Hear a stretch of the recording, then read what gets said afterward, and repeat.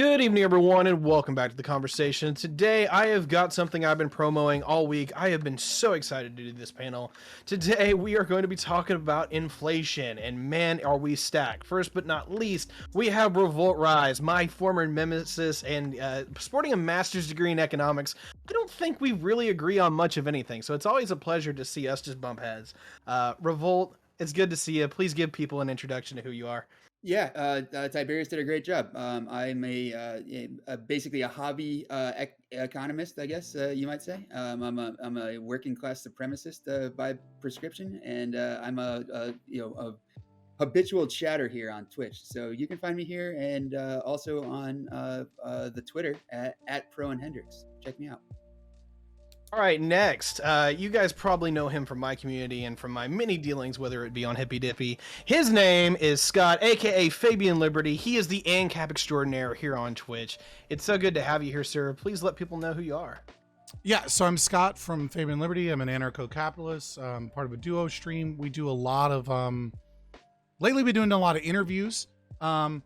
We've been doing a lot of philosophy reading nights, a lot of news and things like that. Tuesday at 8 p.m., we will have Dr. Walter Block, Austrian economist, to come and speak about evictionism, whilst everyone is talking about the Roe v. Wade situation and pro-life, pro-choice situation, to give the libertarian ethic on that. But if you want to come and hang out, or if you're an econ nerd and that's why you're here, Dr. Walter Block, if you want to learn more about Austrian economics, because despite these two people having their master's degrees in economics, I have an associate's in economics. And the reason I have an associate's is because I took 2 accounting classes and said, fuck this. I'm never doing another one of these.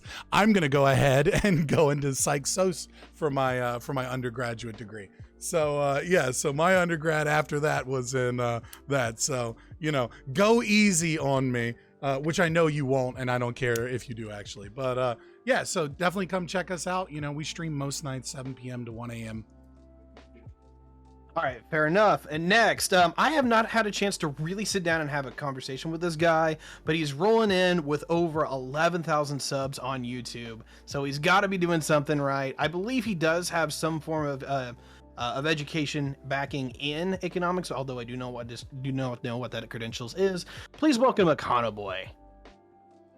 Hey everyone, how's it going? My name's Econoboi, and I got into making YouTube videos after I finished grad school, and I had a lot of free time on my hands, so that's what I found myself filling a lot of my free time with, and I'm here today to talk about inflation, so it should be a fun time. All right, appreciate that. And have you disclosed that you have a degree? I think somebody said something along that lines, but I do. I've got a couple of them. All right, fair enough. So we've all got a couple degrees. These guys just have economics ones. Okay, fair enough. My name is Tyberius D. For anyone who doesn't know, I'm the proud host of we call this The Conversation over here. It's supposed to be chill, supposed to get some real people who know things, whether they're experts, big hobbyists, activists, pull them together to have a real conversation about what's going on. And I pulled these guys together because I don't think we're going to agree on much. Or if we do, we're going to see some alignments here happening. But I study in economics and political science. I do not have degrees in either. I'm kind of like a massive hobbyist. Just trying to make my way in the world, working class problems, And so without further ado, we're going to work it into the first question. And this is all going to be about what is causing the inflation. I don't think anyone's going to make the claim that inflation isn't happening, whether you actually believe it's almost 9% now. I'm sure you all are feeling it in your wallets. So we have to ask what is actually causing that. And then the second part, we'll be talking about what we actually are going to do about it. So to open this up, I'm actually going to turn it over to Scott. What do you think is the massive cause of inflation, or causes? Yeah, so I don't think that we can summarize what's causing inflation in an opening statement, right? I think that would be like an asinine thing to do. I think that we'll have a lot of back and forth on a ton of different things that are factors in the inflation. I would say that, the debt, is a major cause of the inflation, not because just the debt exists, but because of, the additional money put into the supply. I mean, monetary inflation is basically, an increase in the money supply. Though other people might make it relative to GDP. I don't know that I would necessarily agree with that definition, but I don't know that that's either that important either, right? The last 22 months, we've had, 80% of the US dollars that have ever been printed have been printed during that period from 4 trillion to 20 trillion. But I think there's a lot more than just that going on. I think, to talk about inflation and not talk about fractional reserve banking is a pretty big issue.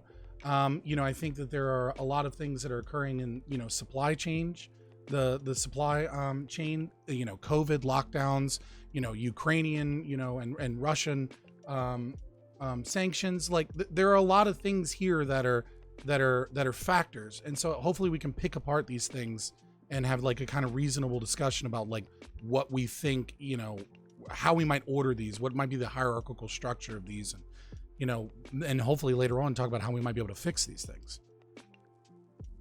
All right, I think that's a great opening statement. So I'm going to move it next to Revolt, who I'm sure has the exact opposite opinion.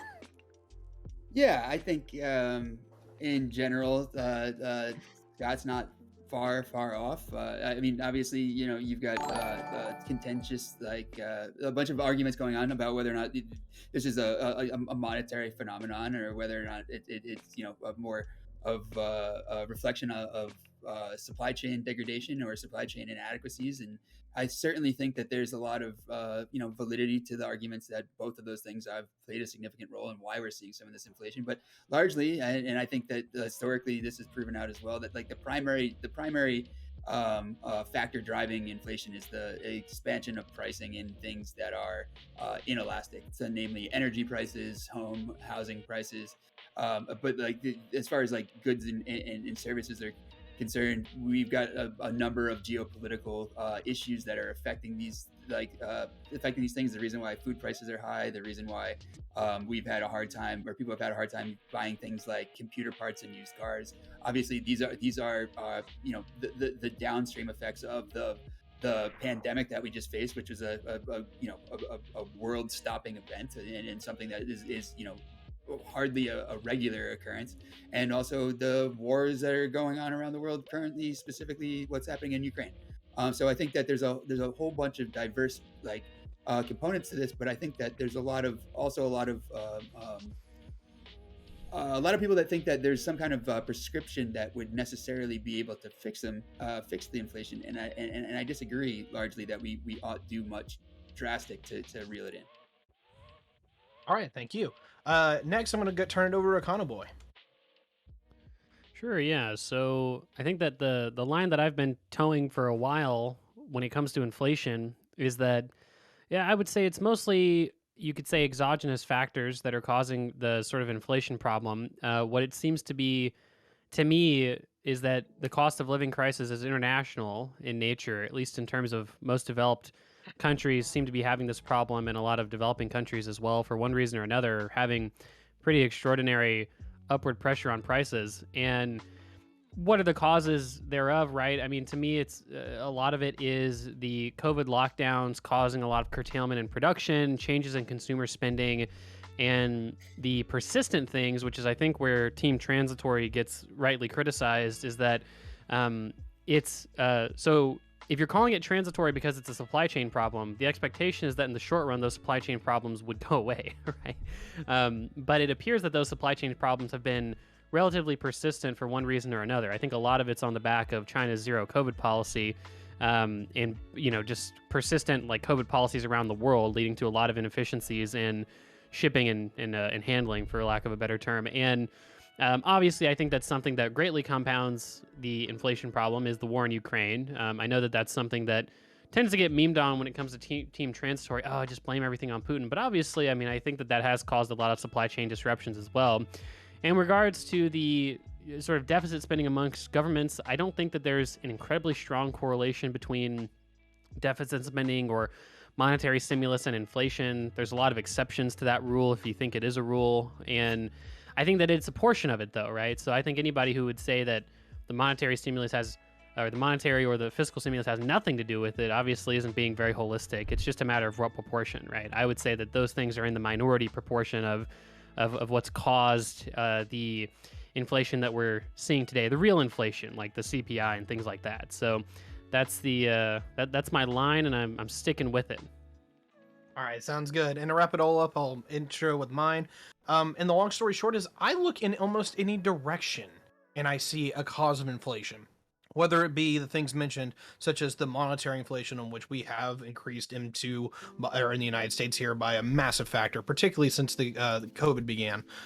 Pretty much we increased it by over 40% in some cases. And so breaking this down is that monetary control looks like it might be an issue, particularly actually interest rates might be shooting us in the foot. We'll get to that probably later. Geopolitics, the Russia Ukrainian war, you're talking about 5 million barrels to 7 million barrels a day of oil coming out of the former Russian frontier that is now being cut off. If anyone didn't think that was going to cause price hikes throughout the entire system, this is a base commodity. This is oil, this is energy, this is lubricants, this is anything that goes into everything that we do, because oil is everywhere. Supply chains have been huge. I think everyone knows the pinch on this one. All the way back during COVID, it's like all of a sudden everything shut down. And so you couldn't get the things that you wanted because the people weren't at work to give it to you. In consumer spending, I think a lot of people actually don't talk about that much. Even when we talk about how much people are having trouble buying things, when it comes down to it, people are clearly wanting to spend their money on things. And I largely chalk this up to the millennials here in the United States, as we are a massive cohort of people that want goods and services, and we are trying to use whatever income we have to actually get them, because we're in that primary consumption age group. And so I think that is part of what's pushing this up, is that we're all about to turn 30 or are turning 30, and we're just in that prime demographic to basically turbocharge the economy. So long story short, I see any direction that I can hit on. The big thing is, what's really like the number one issue? And I think the number one issue for me that I'm going to highlight out is supply chains. We have a globalized network where if your iPhone actually touches the better part of 1,000 points in over 100 countries, in a world full of COVID and now geopolitical disasters, which I expect to get worse, that is the primary cause of these breakdowns and the reason why everything's costing more, because you can't get your computer parts from, this factory in China because it's shut down, or you can't get it from Taiwan because somebody took a shot at a tanker. This is now becoming the reality. And so without further ado, I'm going to open it up to the rest of you to have at it. I appreciate it. Sure. Yeah. I want to don't- throw a don't really, bone. I want to know throw where a to start. bone to the more left wing individuals here, and specifically when talking about the supply chain, right? I do think that we can see from the way that the producer price index has, the rates of inflation have fallen as restrictions have gone, have kind of like lifted. That we do kind of see that like a large portion of this is likely the supply chain issues, right? Like I think most of us would probably agree that the current inflation that we face, as compared to inflation in the past, is the supply chain issues and the COVID lockdowns and restrictions and the way that disrupted the economy. Like in November, the PPI, the PPI was, I want to say 11.7%. And now it's like 10.8%, right? So we are seeing at least some easing of that, but obviously, that's not good. You know what I mean? Like obviously it's not like, oh, it fell, 0.9%. It's still, multiple, orders of magnitude higher than it should be. But yeah, no, I just figured I'd start with that, at least if we're going to talk about supply chain issues and COVID restrictions and things like that, as well as supply chain issues with, current geopolitical things that are occurring, specifically the Ukrainian conflict. Sure, yeah. Boy, you wanted to, yeah.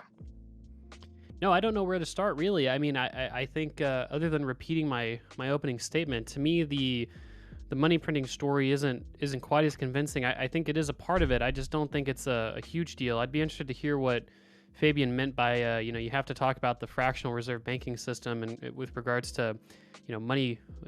I don't know. I guess inflation or something like that. But I do think, like I said, I do think that where Team Transitory gets rightfully criticized is that no one expected, I don't think, these supply chain problems to be this persistent, and I think especially nobody expected, obviously, the war in Ukraine, and I don't think anybody expected China to be so mavericky with regards to their zero COVID policy, which they're easing up right now, but China seems to be under the delusion that they can get rid of COVID, which is, it's a complete delusion. So eventually that'll, dissuade. But right now, if, I don't know what you guys do for work, but like right now, if you work in any job that has to deal with international procurement, everyone's trying to get their manufacturing out of China right now because it's completely crazy from a regulatory standpoint to do business with China with back-to-back adversarial administrations, and because of their zero COVID policy, even without tariff risk, it's fucking impossible to get shit out of China anyway, right? So you're still doing a lot of business with China, but that's a conversation happening at almost at every business basically that has to do business with China right now, and it's because that's a real problem right now. To point that out, and then to just hit on the supply chain thing one more time, like a major portion of the supply chain problems, I think that like people are naive, and I'm not saying that you are, but I think that in generally a lot of people are naive about how quickly these things could possibly be resolved, especially when we're talking about things like chip manufacturing. Like it takes 5 to 7 years at a minimum, from what I've read, to set up a chip fab. The United States used to be like number one in chip fabs. In fact, like the CEO of AMD was famous for saying real men own their chip fabs, or real men own fabs, or something like that. But basically saying like, they were going to make a major investment. Wait, Dr. Seuss said that, or former AMD? Former AMD. Oh, I was like, that doesn't sound like Dr. Seuss. Okay, I'm sorry. No, it wasn't. But the point is that they invested heavily in infrastructure, and then they found that it was cheaper to offshore. And obviously Taiwan and TSMC is the major supplier for almost every single industry. I think 80% of the automotive industry, or 80% of the transportation industry, including heavy duty and medium duty trucks, rely on some level of processors from TSMC, and that's why like Taiwan's such a geopolitical hotspot. Well, I mean, I think that as far as the supply chain stuff is concerned, we need to make major investments today that we're not going to see any payoff from for a minimum of 5 to 7 years. Some of that has happened, but I think that we're way underfunded on that as far as like federally helping to assist that process along. Well, I mean, I wouldn't agree with that very last statement about we're under federally funded, right? Obviously, I'm an ANCAP, but I would say this though, that like, you are starting to see that shift too, right? Like, Intel has foundries in Israel and Germany and the US. AMD is looking to, build foundries, and I think they've already started. Like they've already have land to build, right? So like we are seeing people move out of Taiwan, which I think, may be a bit of a silver lining to this situation, is that maybe we realized a little bit too much how much we depended upon the manufacturing bases being like these stable places, and they're not, right? Like the world gets, comets fucking happen, right? Like things happen, and you put all your eggs in one basket, it's a bad idea. And so like hopefully that changes. But you said you wanted to say something, Tiberius. I do. And that was, I was gonna meme a little bit with Revolt, and I'm like, I'm assuming once we get to the how to fix it, you're definitely in favor of the Chips for America Act. Yeah. So I kind of want to narrow down and then just hit these off by one, and I kind of want to get your guys' litmus test on the factors and how long that's going to be a deal. The first one, I think we've got a little bit more contention on, so I want to hit that one first, and that is the monetary inflation side. We did print quite a bit of money. So how much do you guys think, and I'm just going to wrap it around the house real quick, how much do you think that really matters here? Like, is it like 10%, 5%, 30%, that kind of thing? And I'll just kind of smack this one off with Fabian first. Yeah, so when you say here, do you mean the current increase to inflation and issues that we have now, or inflation in general? Because those are two very different answers, right? I would say that the fractional reserve banking that we have and the Federal Reserve is a problem because it seeks inflation as a positive thing, right? And which is good for government, good for debtors, good for the super wealthy, but I would argue that deflation is good for the poor, and that it's good for individuals to increase their, increase low time preference. I think that when we have an economy that's based off of inflation, it does stimulate growth and investment in some regards, but it also destimulates a lot of things in the economy. And I think it has a lot of problems. I think there's a reason that we've had 18 recessions since 1913 to 2007, and we're likely to have another one. This one, I don't know that I would put necessarily primarily in, in fractional reserving or monetary policies, pocket here. I mean, we saw quantitative tightening, during the Trump administration before COVID hit, right?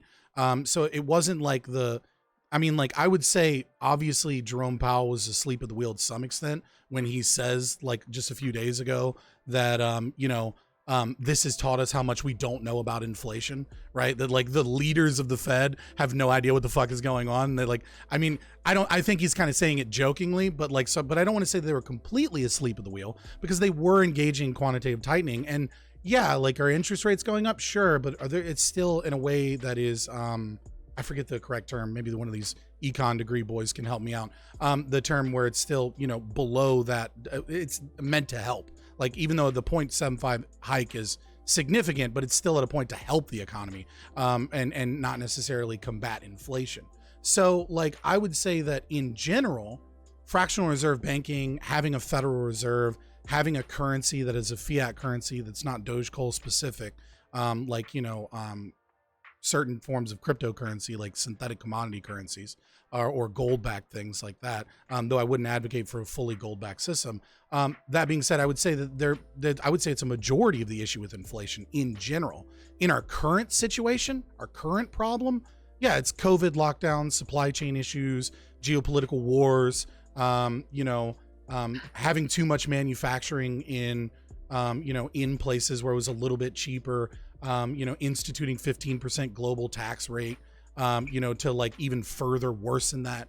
Those things I would say, like, in our current situation, modern monetary theory and stuff like that, I'd say maybe 15% if I had to guess. But I mean, it's not really an educated guess, right? I'm just kind of throwing out a number. I mean, I'm primarily Austrian, so you know what I mean? Like, I would say that it's all fucking pseudoscience to begin with, unless it's axiomatically based on praxeology and human behavior. All right, so I'm gonna keep it up with Revolt next. I don't even know where to begin. I mean, yeah, everything you said that wasn't putting blame on the federal spending and federal deficit, I think, was probably pretty true. I think that there's a big, I guess, contention between us about whether or not the federal deficit and federal spending is actually makes a meaningful difference. Like, there's a lot of Milton Friedman up until the 1970s roughly was fairly accurate by saying that inflation was always a monetary, the effect of monetary policy. But like, there's been major divergence between like the money supply and the other indicators related to inflation since then. And I think that like it is like more or less disproven that the actual the money supply and inflation are directly related in some kind of meaningful way. And even at that point, I think federal spending is like hovers roughly around 10 or 12% of new money creation every year. I'm not sure what it's been during COVID. I'm sure it was significantly higher, but also I doubt very much that it exceeded 20%. So we're looking at primarily financial institutions that are privately held, that are creating loans, that are creating the money that is, like quote unquote devaluing your currency, right? And like I think that there's a really strong argument against that being a major factor. I think that like there are some definite ways that government spending in fact could be used to counter inflation. And we also saw after the major spending for the 2008 bailout that using quantitative easing in the correct ways is actually deflationary and can be a tool that can be used to have deflationary effects when necessary as well. I'm trying Looks to understand. like we lost Tiberius. I'm still here. I'm just I had to grab something. I don't understand. Like this is the problem I have. Like you represented a historical fact, right? Which is that during a period of time, quantitative easing occurred. There was deflation. But like, how is it that you draw the connection, like scientifically, that what we saw was that sometimes quantitative easing can have deflationary impact? What I would say is that all you've done, and this is the Austrian in me, right? Like, all you've done is establish a historical fact, right? Like, we can't put economics in a laboratory. We can't do scientific experiments. We can't, right? And so what we know is that increasing the money supply, right, directly must devalue the money. Like, it can't not do that. Like the problem is that it's. So I don't think RevoltRise said that quantitative easing can cause deflation, right? Because obviously what you're saying is that, well, when you increase the money supply, maybe I misheard. That's what I heard. When it's a matter of that whenever there's inflation, it's not necessarily the case that you've printed more money, and whenever there's deflation, it's not necessarily the case that you've taken money out of the system, right? And it's because inflation as a phenomena is more complicated than that to pretty significant degree, right? I think that's really just the main point. I mean, the Federal Reserve has served a really, really, I would say, important function in the economy ever since its founding, and I would say an increasingly important function ever since we got rid of the gold standard in, what was it, the mid 70s or something like that under Nixon. So, yeah, I mean, I don't really see the inflation in general is not necessarily a problem for regular people, and deflation in general is, as a persistent policy, is pretty bad for business and bad for people as well. So I don't see all the blame being placed on the Federal Reserve as particularly warranted. I want to get in on this and say that What? I do think that this time the amount of money that was kind of put into the system writ large, I can't remember the exact number. Somebody remind me, it was like 6 trillion when it was all said and done. You can look think, at the Federal Reserve balance sheet to get the number. I mean, because even going into a deficit doesn't create money, right? It's pretty much the Federal Reserve. So. What I can definitely say is that M0 seems to be pretty well under control, but M2 skyrocketed in the era of COVID, and it's only just recently started coming back down. So to me, that tells me that there's a lot of asset values that are trying to get moved around, but a little bit outside of my field. Yeah, but that's one of the big debates, right? Is that does money printing from the Federal Reserve through quantitative easing even cause real inflation, or does it just cause asset price inflation, right? I disagree in part with what Scott said about how you can't put economics in the laboratory. I mean, there's experimental design in economics, right? And so you can certainly deduce a pretty reasonable causality even with macro policy and economics. However, when it comes to things like the most macro of issues, right? So like Federal Reserve policy and stuff like that, you do have to rely on a more holistic analysis, let's say, to try and determine truth, because you can't just say, hey, country A, hey, country B, change your policy, and maybe we'll come up with some differences in terms of how your inflation turned out. And so I don't think that's a problem either, right? Being a master economist is to be a politician and a historian and all those things together at once, right? Can I ask you, like, why do you say that asset price inflation is not real inflation? Do you know what I mean by asset price inflation? What I mean, you're assuming like housing inflation, like certain things like that, but why is that not real inflation? Well, housing prices, when I say real inflation, I'm talking about things like CPI, right, is really what I'm talking about, right? And housing prices are not included in CPI, I think, for good reason. And the broader asset mix that I'm talking about are more so investment products, right? So, like, it seems clear to me that quantitative easing, without a doubt, juices a lot of the capital markets, right? So it definitely causes your bonds to be worth more, causes your mortgage-backed securities to be worth more, it causes your stocks to be worth more transitively, and part of it's direct. I mean, obviously, treasuries are going to be worth a lot more when the Fed buys a bunch of them and injects money into the system. I mean, of course, that's the case. That should be a plain fact. And so the question is, how much of that money being injected into banking institutions actually trickles into ground level inflation for average people? Because there are many central banks. Well, the last sentence was that there's many central banks that have engaged in very, very aggressive quantitative easing policies, and it hasn't translated into inflation over the last 10 years. Quantitative easing has actually only been around for, like, in the modern sense, for basically since 2008, right? Mm-hmm. It's not been a very it's not been around that long, basically. But so your answer is it's not real inflation because it doesn't have a direct measurable impact, an immediate measurable impact on CPI, Consumer Price Index. That's your answer as to why it's not. But I mean, if you inflate assets, stocks go up in value. If stocks go up in value, I don't think that.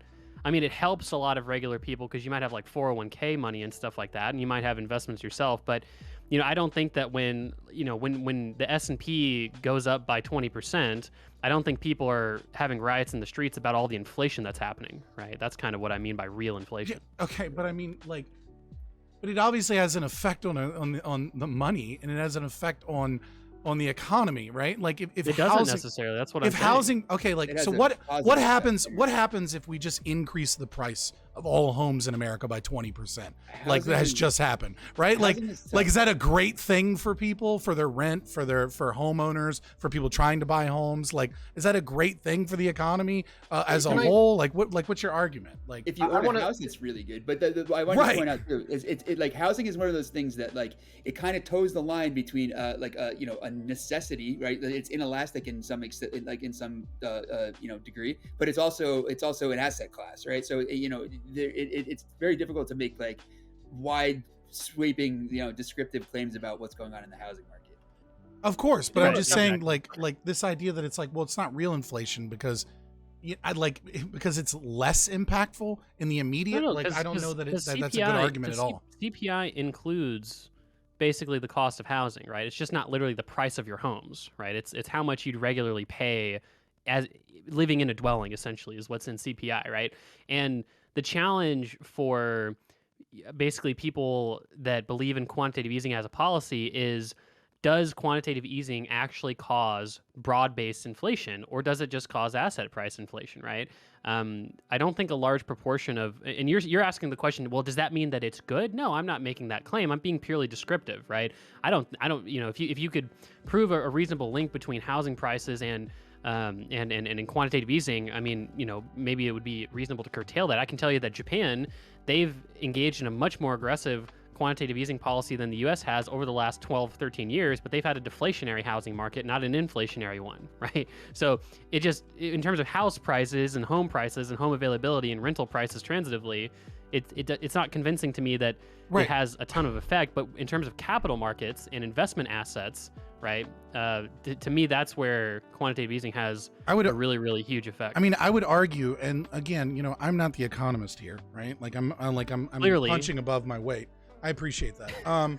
But I mean, the FDA is not using the CPI, right? They're using personal consumption expenditures price index. And the reason they're doing that is because a basket of market goods is not a fucking holistic way to look at inflation and to look at costs that people have. And so if we're talking about rent going up, if we're talking about other things being more difficult or more expensive, like that is a cost of inflation. And that's how the Fed is measuring PCE inflation. is just another Like- basket of goods, though. It's not It's just functionally like it's not like sort of in theory any different from a CPI. It's just a little different in how they weight the It basket.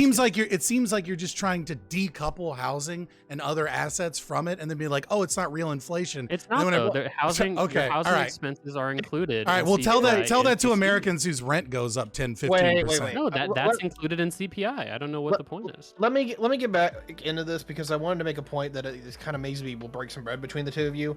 So what I kind of look at this is that you do have, like, I'll put it this way, a supply and demand curve for money, right? You have a supply of money, you have a demand for money, the balance in that does make a monetary price. However, interlinked with that is the commodities of goods and services that we have within the system at large, right? Each one of those is individual. You talk about gold, silver, housing, and this shit. And the problem that I think we're having an issue with in this conversation is that if you have an increase in housing, that alone is not correlative to just a general inflation spike. That's just a spike within that particular market. You can literally Oh, it have. is, though. Okay, let me separate. Let me finish and separate that out, and then you can tell me if I'm wrong or not. At the same time that your housing's going up, you might have like a crash in a metals market. So you might have silver go down. So these particular markets don't correlate, right? But they do, they do impact the amount the goods and services are used, and also how much the currency is used in that particular field, and those will ramificate. Did I say that right? Anyway, I'll put it this way. It's like a George Bush right there. Yeah. Ramification. I'm doing terrible. A little too nervous. But anyway, let me put it in this particular regard. I look at the supply of money in that particular supply-demand curve as probably largely, I cannot talk today, inelastic. Demand, I think, was probably perfectly inelastic. You've got literally the dollar, if you want to put it in that regard, is the world trade currency. You know, there's literally billions of people who use the dollar on an overall basis. When it comes down to the supply of that, I think you really got to move the needle to really feel that, because if you're looking at how big the dollar is and how much it's used, a couple million here or a couple billion here, I don't think is really going to move that needle at all, but a couple trillion might. And I think that's what is one of the leading things that we saw with inflation literally as soon as the markets picked back up back in 2021, was that money was there and it was available to be spent because it was, a significant amount. So I do think that had about 10% overall, and I wanted to finish out that point. But to separate it out into where I maybe agree with both of you is that if housing alone goes up, I wouldn't consider that inflation. I just consider that a market spike within that, general subsection. But when you see everything go up, I would call that demand pull inflation or demand side inflation, where it's the cost of goods and services going up collectively that we say, all right, hey, cool, we have inflation. Which I think is, 80-90% of what's going on right now. Well, sure. Inflation is just when costs increase, right? So you can have inflation, obviously, in individual markets, right? It's just that I read a lot about this. Well, not a lot, but I read about this to prepare for this panel a little bit. And the rationale for taking out home prices in general from the CPI to me made sense, right? And the rationale was basically that houses as a broad asset class, the price of housing, I should say, doesn't really represent consumption the way that we care about it, right? And it's because housing isn't just a thing you buy and then consume, it's an investment for most people, right? And where most people want to sell it for a profit later or sell it and recoup a lot of your costs. I mean, even if you own a house, even if the housing value goes down by 20%, that does suck, but you don't get 80% of your rental payments back when you rent, right? That's why people buy houses, right? And so when they changed it to include homeowners equivalent rent and then basically rental prices, to me that was more so a proxy for what people's cost of housing was, in addition to the fact that by including cost of housing as a price, you're not including the cost of lending. Most people don't just buy cash for their house, right? And so in general, it makes sense where you look at in the 1970s where houses were a lot more affordable, but you're taking out a mortgage at 20%. It's not that houses were still, as expensive as they were in the 1970s as they are today. It's still cheaper to buy a house in the 1970s, but it's important to take into account that cost and the cost of maintenance and stuff, is all I'm saying, right? So the jury's out on quantitative easing. I'm not sure if it's good or bad. It's just to say that I don't really think that money creation, and I don't think that the deficits taken on by the, federal government are the majority reason why we're seeing the inflation today. The percentage that I would put it at, Tiberius said 10%. I'd probably go a little bit higher than that. I'd say maybe a quarter, maybe a third. But you have to keep in mind also that quarter or a third of inflation is not without any benefit, right? It's, millions of jobs that were saved, people's consumptions that was able to be smooth. I mean, people that weren't thrown into basically complete destitution in response to a lockdown that they had nothing to do with, right? And a disease that they had nothing to do with, right? So there's a lot of benefits to that portion of inflation existing in the economy right now. Yeah, that's a really interesting take, and I do like it. I try to take away my social analysis because at that point I'm playing politics in regards to oh, hey, we help these people, we should take that as a win. This is politics for people. So I think we've all outlined where we are on the monetary side of the inflation. So I kind of want to rapid fire this off because I think we're all largely going to agree. Geopolitics, particularly the Russia-Ukrainian war. Are we just all going to agree that just completely fucked the oil market or the energy market as a whole? Mostly for Europeans, yeah. Yeah, Europeans take a beating. I think speculation in general, I mean, probably not great as a long-term, prescription for the oil markets or things that were completely dependent on energy. I think that speculation probably played more of a role than the actual fundamentals of supply and demand. And there's also a certain amount of profit price gouging that's happening for sure. I think that's probably attributable to as substantial across the board. It's attributable to as much of a role as the financial or the monetary policy that the Federal Reserve has had over the past couple of years. Sure. Yeah, I don't know that I would agree per se with your framing. I will agree that obviously has a massive impact on oil and gas, which of course is a massive impact on shipping and the supply chain, right? Canada is being hit so hard right now. I don't know why the fuck Trudeau doesn't want to get rid of the gas taxes right now, but whatever. But at least America is doing it. But the thing that I would say is that I wouldn't say the Russian-Ukrainian conflict caused it.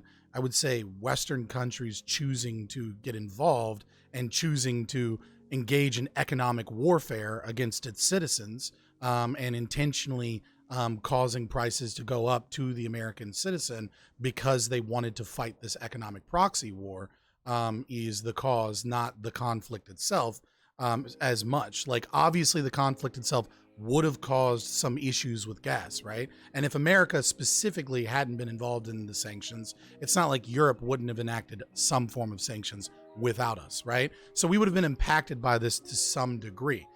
It's also not clear that OPEC Plus wouldn't have made deals to increase their production, right? So it's like, you know, you're playing a guessing game of what would have happened if we did things differently in geopolitics. So it's like, it's hard to know what the answer really would be. Really, like, we're really kind of engaging in our crystal ball. But I wouldn't say the conflict did it. I would say the conflict plus the decisions that our governments made to engage in economic warfare, plus, you know, all of the other fallouts that engaged from those things have done it. Yeah, I think some nuance that I was going to add there is that so obviously the conflict did it in the sort of retaliatory sanctions, and sanctions themselves is what's giving Europe such a problem right now. It can seem a little confusing for a lot of people. So what I was going to add was that gas can't be really transported across the ocean, right? So it pretty much has to get transported through pipelines, and you can't really build pipelines across the ocean very effectively. That's why you hear a lot of news talking about like LNG, liquefied natural gas, because if you can liquefy natural gas, it can be shipped across the ocean pretty effectively. And that's why I say it affects mostly Europe, because Europe can't import like Canadian or American natural gas, right? They can import oil, but they pretty much need to get their gas from, you know, the Eastern Hemisphere. And that's what's causing them to have, you know, right now the cost per BTU in America is, I think it peaked at like $8 and it peaked at $42 in America. So there's a pretty huge arbitrage between European and American natural gas prices. And so that's per million square, whatever, centimeters or some shit, however the standard metric. And so that's important to mention, only because I think that what the Europeans did, I think, was especially brave, because they're the ones that particularly had to face the wrath of basically dealing with the consequences of an angry Russia. And that does affect us as well, because when the Europeans are like bidding up the price of natural gas from other sources, there is still some amount of LNG in the market. There's still some amount you can ship across the ocean. That does cause everyone's price to go up. So, in general, though, I think it's fair to say the war is, because obviously this wouldn't have happened without the war, right? So, can I also just add? I'm okay blaming it on the war. One other level of confusion to this entire fucking thing, which is that the natural gas and oil market is heavily affected by speculation as well. Right. And so once we also take that into account, it becomes even more difficult to understand how things would have been different if we did things differently, like in a different timeline. I just think that it's important to understand that like this is complex, beyond just, you know, the conflict, less gas. Okay. Yeah. You know what I mean? Like, I think something the conflict did do that very directly caused a lot of inflation wasn't, you know, and I don't think we can blame this just on sanctions and retaliatory sanctions, was, from all the reading that I've been able to do, the conflict did significantly increase food prices because of a huge amount of disruptions in the Ukrainian agricultural industry. Like, food started to spike in many different sort of core food products like wheat and cheese and stuff like that after the conflict started. And that obviously affects Americans, because you can indeed ship wheat and like cheese across the ocean. And even if they don't do that a lot, the confusing part for a lot of people is we don't even import from these places. So why is conflict in these places increase prices for us? The answer is that, well, those people are still going to need those products, right? And so they're bidding up the price of all the other locations that actually are able to sell those products outside of the conflict, which causes suppliers in America to charge higher prices as well, right? Because you've got a lot of people bidding up that they're not used to. So that's an area where I think certainly and then there's other stuff, like people talk about like Ukraine has a lot of neon, like they have a bunch of neon in Ukraine, like the element, or like, Yep. Well, or like Ukraine they is have a Ukraine is key the input for eighth chips and stuff. in terms of natural resources. Ukraine is like something like eighth in the world. They have this shitload. They have like one of the biggest untapped natural gas reserves as well. They haven't had A the lot of technology. it is untapped, right? But I mean, there's a lot of resources there. Some of which is going to affect supply chains, but some of which I think kind of makes obvious why Russia's there. One thing that Oh, I'd sure. like to point out is the United States does actually export a significant amount of liquid natural gas to Mhm. Europe. I think it's something like on the order averaging over the last couple of years around 8 to 10 billion square cubic feet per day. Is that how that works? Something like that. It's cubic feet. Yeah. Is it it's just regular cubic feet? All right. Well, in any event, cubic feet per day, and it's a lot. And so we've had a couple of big incidents here in the United States. There was just recently, a couple of weeks ago. In fact, not even a couple of weeks ago. There was a liquid natural gas refinery in Houston. The Freeport had a major explosion that's taken it offline. They're alone responsible for something like 20% of the United States' exports of LNG, which has done absolutely terrible things to the price and the availability. And we've also had a similar incident in Louisiana going back maybe 3 months ago. Another place that was 8 to 10% of our export capacity, and it was taken offline for unknown amounts of time because of, and these are things that are, I guess, relatively common in the industry, but unfortunately, that's just this completely a symptom of underinvestment in infrastructure, underinvestment in security and maintenance and those type of things. So Yeah, I mean, Yeah, but in these Jordan supply chain Point. crunches, these individual things also magnify. Where it's like, under normal circumstances, it's like, oh fuck, huge problem in a Houston plant that got shut down. Like that sucks. But I think right now you especially feel the pain because of all these disruptions in that supply in the first place. So, Well, yeah, it's pretty rough. I think the greater takeaway for everyone, left, right wing, libertarian, authoritarian, it doesn't matter, right? I think what we have seen is that our economy is not as diversified as we think. It's really interconnected, right? And that we can have disasters occur. I think I think you mean to some say of my it's very diversified, right? That's what we're seeing, right? well, what we're seeing is that we've maintained. Well, okay, sure. Maybe diversified is the wrong word here, but what I mean to say is that the supply chain that we have, where we're depending upon resources from a specific area, we're depending upon manufacturing from a specific area, and that when we have a global issue, right? That I think domestic manufacturing is something that we have kind of put off. We almost talked about it a lot in the 70s and 80s and just stopped caring about it around the time, around NAFTA, we're like, what, domestic manufacturing, whatever, right? And I think maybe we'll see a resurgence in that because of so many of these issues. And I think that, I mean, I'm just kind of throwing something in. I know it's a bit of a tangent, but it's just, I think it's an important thing when talking about inflation and supply chain issues that we do recognize that we depend upon all of these other nations for things that honestly we could be building ourselves. I want to take that moment and I want to take the brakes on that for a second because that's the next subject. I just want to finish this one out, and I kind of want to square off with RevoltRise a little bit because I know he's involved. I know he wants to, or I know he's involved in this industry. I had a guy in the field throw me some figures, and Revolt, you can back me up on this or you can try to tear me down on this one. The amount of investments that were in the oil industry worldwide collapsed in 2014. There was an idea within the investment sector that we were going to go EV, wind, solar, what have you. And so within literally the span of a year, you saw almost half the investments to Exxon, Shell, and whatever just drop. And so when people tell me, is there price gouging? I'm sitting here going, do they not have to show that they can still be profitable in this environment so they can get those investments back? Yeah, speculation. So the biggest things that are driving up, like when you go to buy a gallon of gas, the primary reason why it is more expensive now is because of fundamentals and speculation, right? There's a certain amount of profiteering that's happening on top of it, and that's to be expected. But you always see those kind of things, like whenever there's something's in the news, like gas is we're gonna have a gas shortage this summer, and then you'll see prices kind of spike, and then everybody goes back to the regular business of I have to compete with the guy down the street, and if I can sell it for a penny less, then I'm gonna get more sales, and the the market forces tend to take back over. So you'll see a big spike in cost and a spike in profits.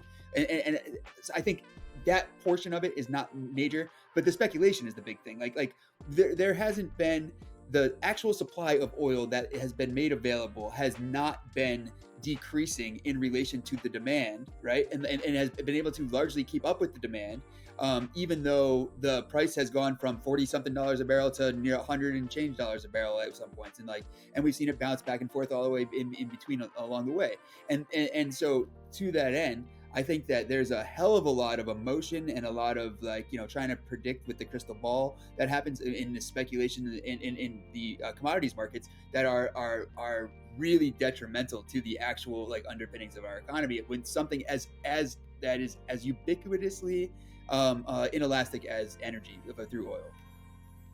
Okay, so the problem that I have here, and we're not going to have this data, at least that I won't be able to pull it for another year, is how much we've seen supply versus demand shift. We're definitely seeing decreases in supply throughout the Russian sphere, and there's probably a few trickles up in certain areas. Iran is trying to get around the former sanctions right now, and they've got some kind of deal with the Biden administration, but we're not sure what it is yet.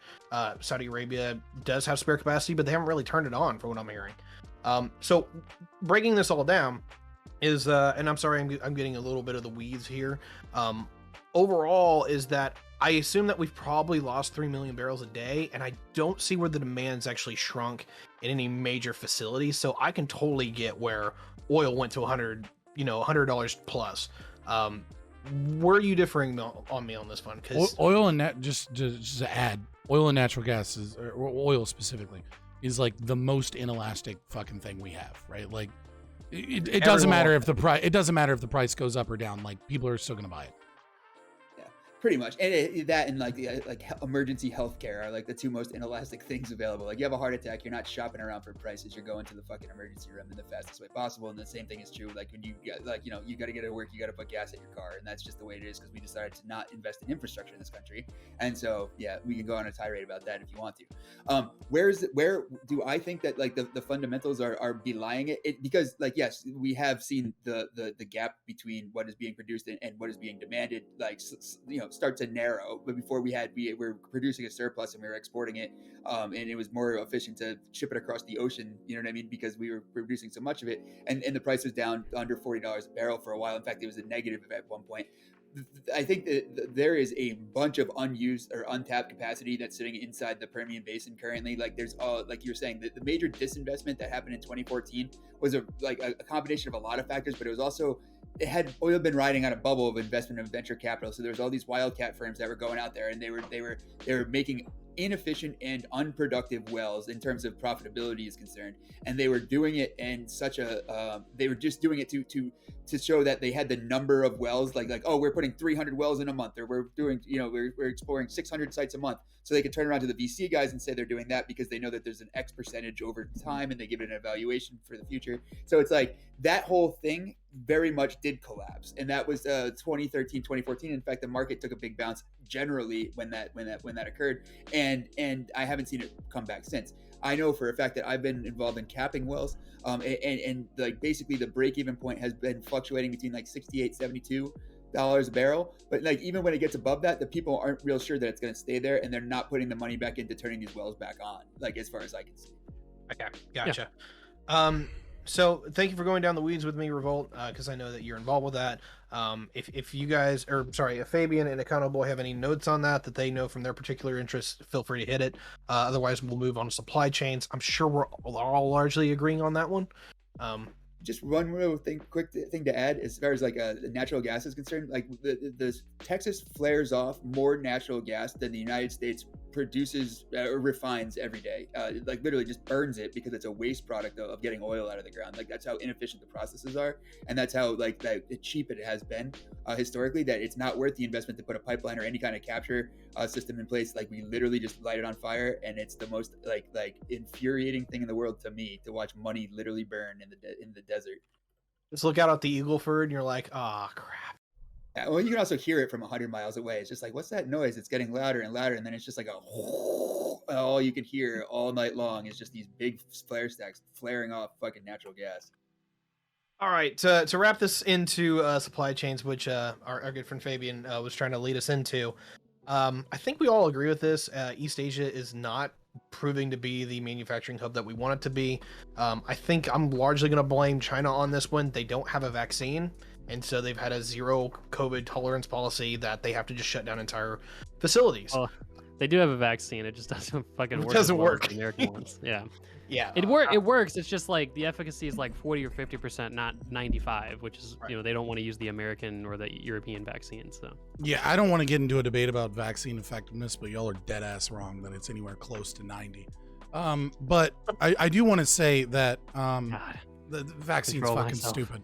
No. Yeah, I know if you want to debate it some other time, I'm more than happy to do it. I I've don't. done I will plenty shut of it down. vaccinated people. Yeah, it's fucking stupid. You know, unless you're an elderly person with medical issues, getting the vaccine's dumb and not helpful. That being said, I want to talk about the fact that one of the things that we don't talk about in our supply chain is not this most recent thing.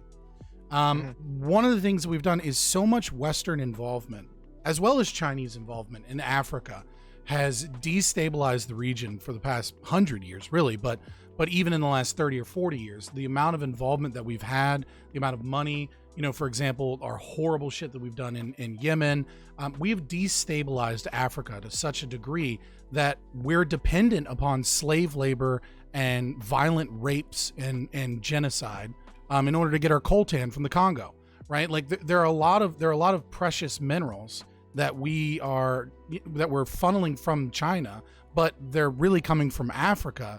And because we have destabilized them and held them back so much, that we have really strained supply chains, especially when it comes to electronics. And that is, I would say, you could directly say that is involved by both economic policy from Beltway Initiative, as well as, you know, oh my God, now I can't think of the term, IMF, right? Like these types of policies combined with, you know, us constantly getting involved in these theaters of conflict, and instead of like having free and fair trade, instead of supporting people, instead of like, you know, not destabilizing the Middle East and not constantly buffing up terror organizations throughout the entire world, has made our supply chains really, really weak. And because of that, you know, like I said, you know, there's a little bit of coltan in like Colorado, I think, right? Like there's very limited, some of these resources that are, you know, like we want to have conflict-free resources are incredibly limited for a massive demand for electronics. And, you know, our world is becoming more and more dependent upon chips and more dependent upon these precious metals. And so like, I don't know that that's like a direct thing right now, you know what I mean? Like, but as these things were already kind of like an oligopoly of, you know, from destabilized regions and then controlled by, you know, going into China, you know, with that stress, we're starting to hit it now. You know, we can meme about like the crypto miners and the, you know, the PC gamers that can't get their graphics cards and things like that, but it's a lot more than that. And so I think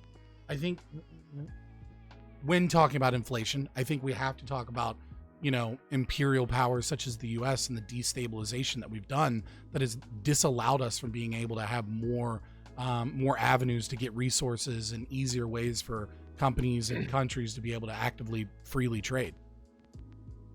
I've got a big one here, and I'll make it very quick and simple. When it comes to the vast majority of rare earths, I'm just gonna lay that at the foot of the Chinese, because what they have done, and if anyone has any information to correct me on this one full, what it really is that they subsidized the living crap out of every industry that was in rare earths, and they literally just drowned everybody out in competition because they paid for all of it. So on the top to the back is that they came to dominate almost 80% of all rare earths for the whole planet, just because of the fact that they literally are the only game in town now because they drove everybody out of competition. I don't look at that as a thing where the United States got over involved. I just kind of look at that as, and I said this all the way back in the 2010s, was like, why are we letting China get away with that? Like, that is not an economically competitive and advantageous thing for anybody. They're literally flooding the market from everything from concrete to rare earths of cobalt, coltan, you know, those kind of things. And they're the only game in town now. I just simply say, like, that was one of the big things that I did like Trump on, that he rang the alarm barrel on, but that's a whole political conversation. Yeah, I think where I would disagree and agree in part would be that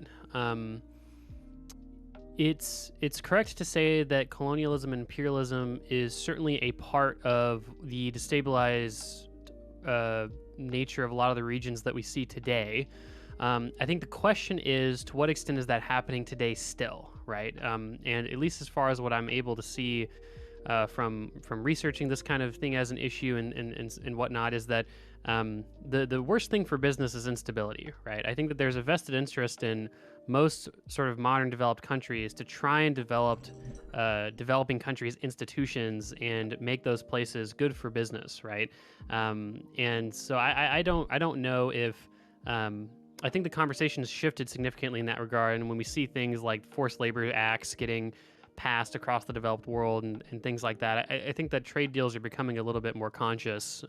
With regards to Southeast Asia broadly, I would agree that China's presented some issues with trade for sure, but I would say that there are other partners in the Southeast Asia that have proven to be fairly resilient partners, right? I mean, if we include, well, typically South Asia is not included in terms of Southeast Asia, but if we're talking about like Bangladesh, India, places like that, Vietnam has also been a fairly reliable and sort of Western-facing partner as well. The comment on rare earths is interesting because I think it's correct and incorrect to some extent, right? So if we look at the actual reserves of rare earths that exist in the world, China only has about a third of them. However, I think that where Tiberius is correct is what China did with rare earths is what they do with a lot of different processes, is that they subsidize the shit out of not only cultivating them, but also developing an incredible world-class expertise in refining those minerals. And so what you'll see is that in terms of mining, they do have a pretty large control. In terms of reserves, they don't actually have they don't have 90% of the reserves, but what they do have is like a majority of the manufacturing or the cultivation of rare earth elements, and what they also have is like a 95% market share in refining them. So you might be able to mine rare earth elements in many different places, but a lot of places, number one, aren't doing that because they don't know how to do it. And number two, what they're definitely not doing is refining those minerals because they don't know how to do it because no other country's invested in them. And I think that this proves two things about the economy, right? One is that I get it, libertarianism, capitalism, all that stuff, free trade, great, free flow of capital, great. But at the end of the day, you end up with blind spots like this, right? And so I think that what this whole scenario proves is that you need to invest in domestic manufacturing and refinement of many different minerals and many different processes for security purposes alone, right? And that it's okay to, to maybe not do totally free trade all the time, if it means that you're subsidizing domestic industry to get it off the ground and be sure you've got that base. Again, just purely for national security reasons. The whole logic of, well, just let those countries subsidize those processes for us. We're winning out on that. It's like, okay, well, yeah, but that doesn't feel too great during periods like this, especially when you're talking about China, which has proven to be a fairly adversarial nation. So, and Russia, same thing. So, in general, I think it calls into question the sort of neoliberal sort of trade paradigm that's existed pretty much, essentially unvarnished for the last 40 years. I think that those conversations are becoming a lot more relevant. Yeah, I would just push back a little bit.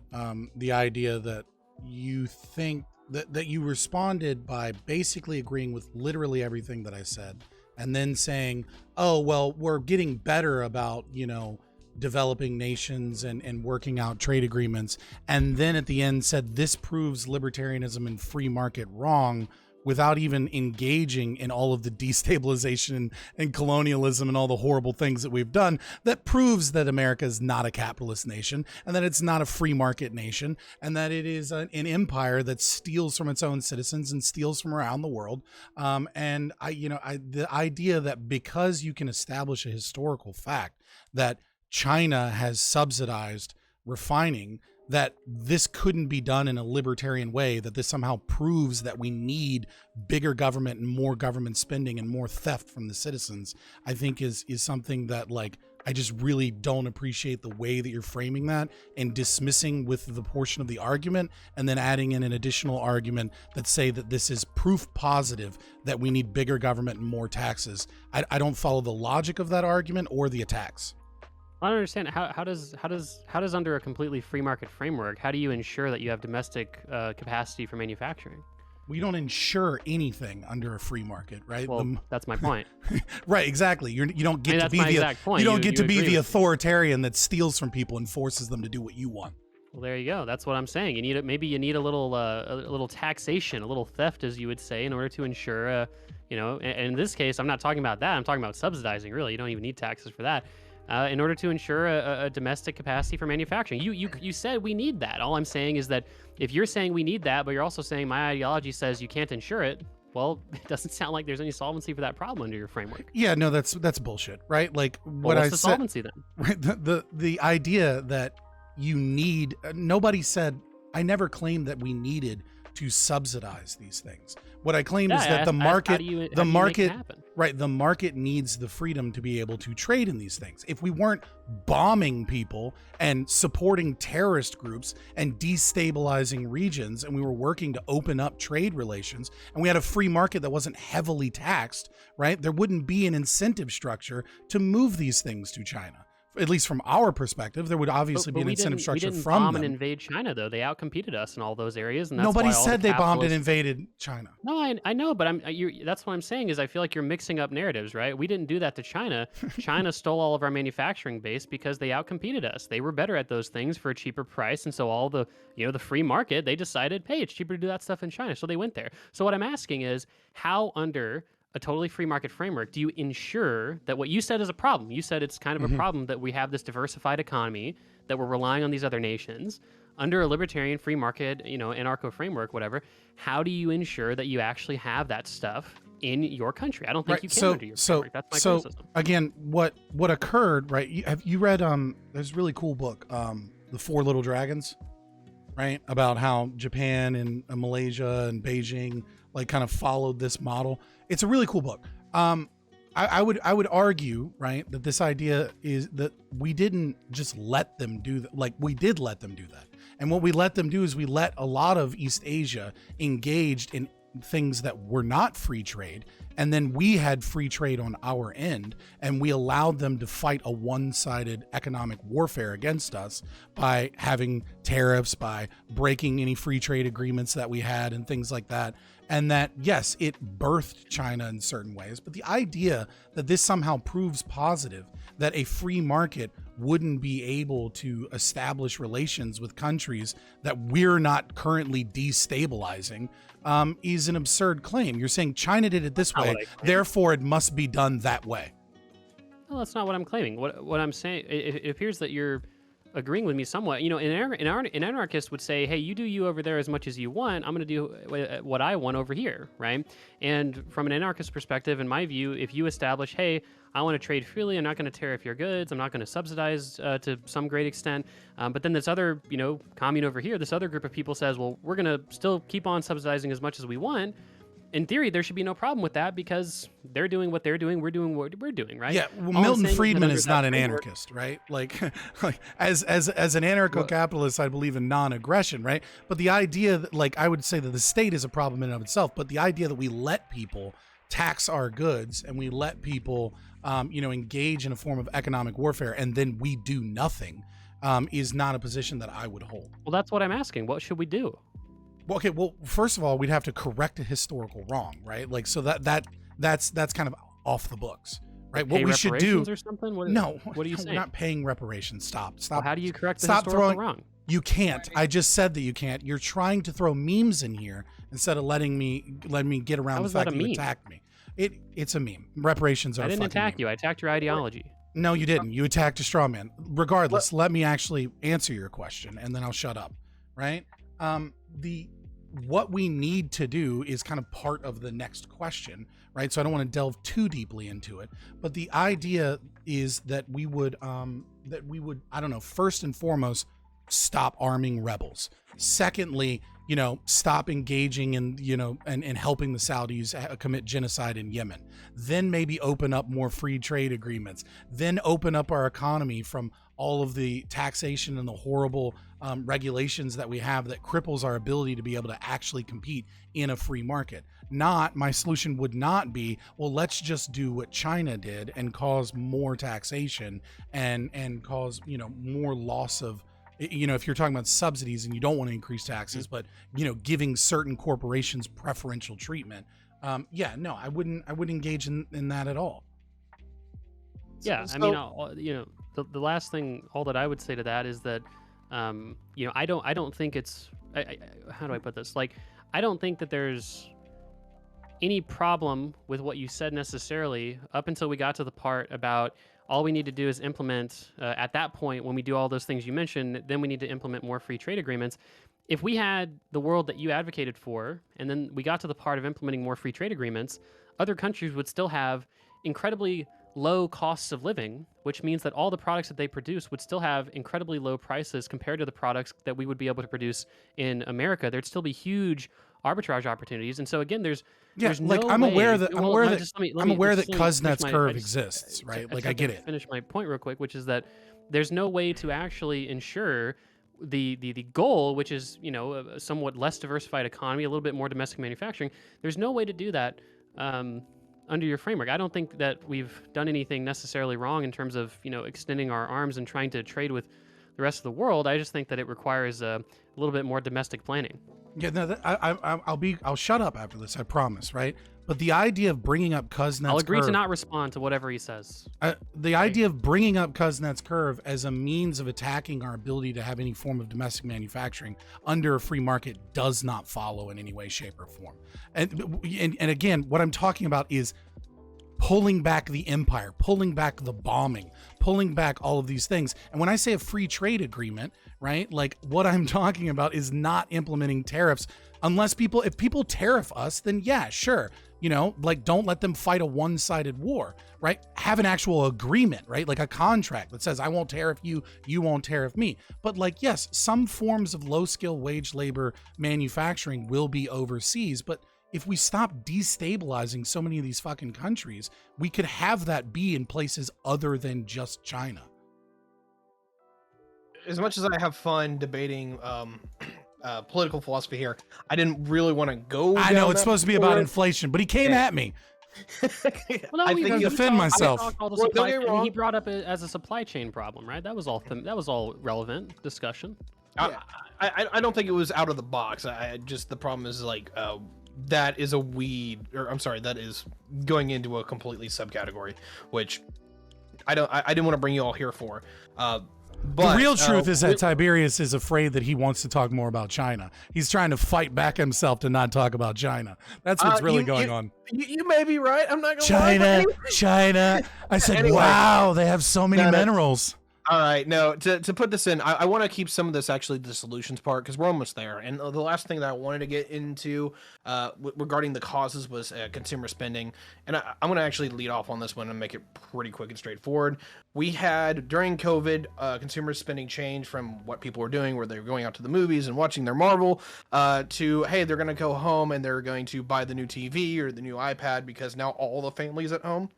So consumer electronics blew through the roof. Obviously, you know, eating out collapsed, and then all of a sudden everyone could go back outside and everything kind of flip-flopped again. I think that was an absolute shock to the system on every category, and I think we're still actually recovering from that. I think that's one of the big reasons I can't get chicken reliably at the store, is because people can't figure out where their order processings are supposed to go for, like, hey, how much were we supposed to, you know, order this week? Because are they eating at home or are they eating at the restaurant? I contend with that point, but go ahead and finish. No, please. Actually, yeah, me too. There's a lot more issues than chicken. Yeah, okay, so let's talk about chicken issues. There's been avian flu outbreaks that have killed more than 10 million birds in the past 3 weeks alone. And in addition to that, there was a shutdown at like 2 major manufacturing facilities, I think, in North Dakota and somewhere near there. I want to say Minnesota. There was a fire in one in Tennessee. There's like literally like nearly 15 or 20% of the capacity for processing meats in general across the country has been interrupted by literally floods and fires. And like that's not counting the things that have been shut down for. There was bacteria found in processing plant for the baby formula.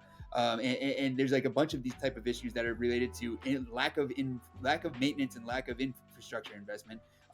for things that are like essentially become critical, businesses for the average person to be able to eat and be able to keep food on the table in their homes. So it's like these are a cascading effect of things that has very little to do at this point with COVID ramifications, and a lot more to do with like these rare and becoming increasingly less rare of accidents and failures, but also avian flu is not a common issue, and that's been a huge factor too.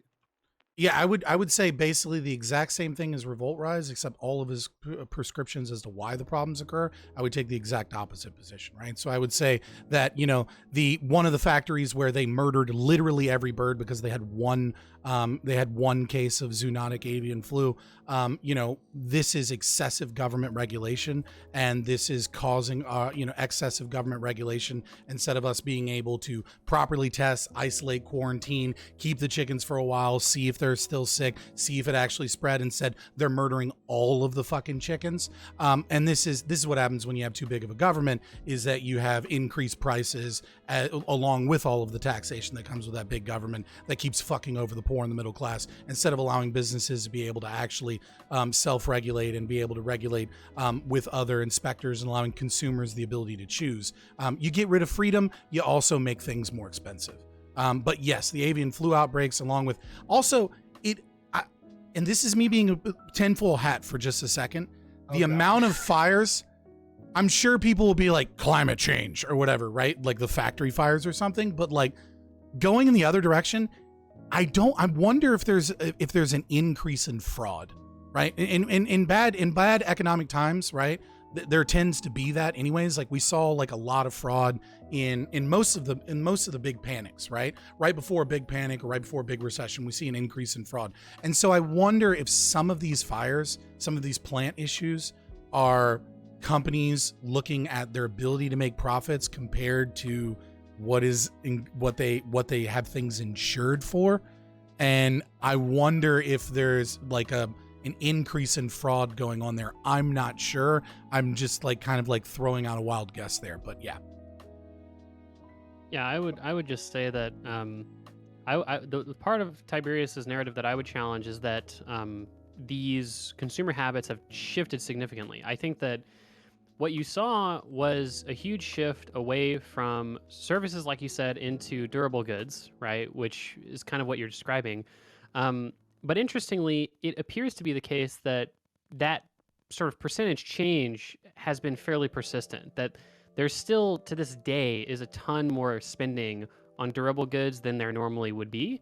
Like that hasn't regressed back to pre-COVID levels, essentially. And so, and that's including like the 80% spike or whatever insane spike there was in durable spending in basically in response to all the lockdowns happening. Like you said, people buying TVs and stuff like that, trying to make their homes a little bit, I guess, a little bit more livable. If they're going to spend an extra 8 hours a day there, they had to buy a bunch of extra so it's stuff. his microphone doing weird shit. So I think that's part of it. But the other part is that actually has proven to be fairly persistent. So a lot of economies, a lot of people in the supply chain are kind of trying to react to that and trying to, they're each taking a bet on whether they think that's going to be persistent or not, which I think is causing a lot of confusion, like you said, or I think it was like Revolt said, in ordering and stuff like that, where like, a lot of people that produce a lot of those things, they're just not really sure if the volumes they're seeing are going to be persistent or not.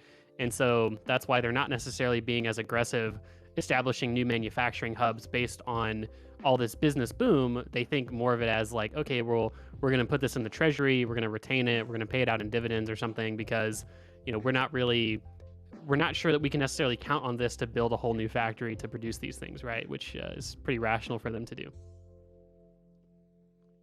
Yeah, so I'll put it this way. While I think your guys' points are pretty solid, I think with Econo, I don't really take that as much as I completely disagree with you. It's like, hey, No, it's detail not. nitpick. Yeah. Yeah.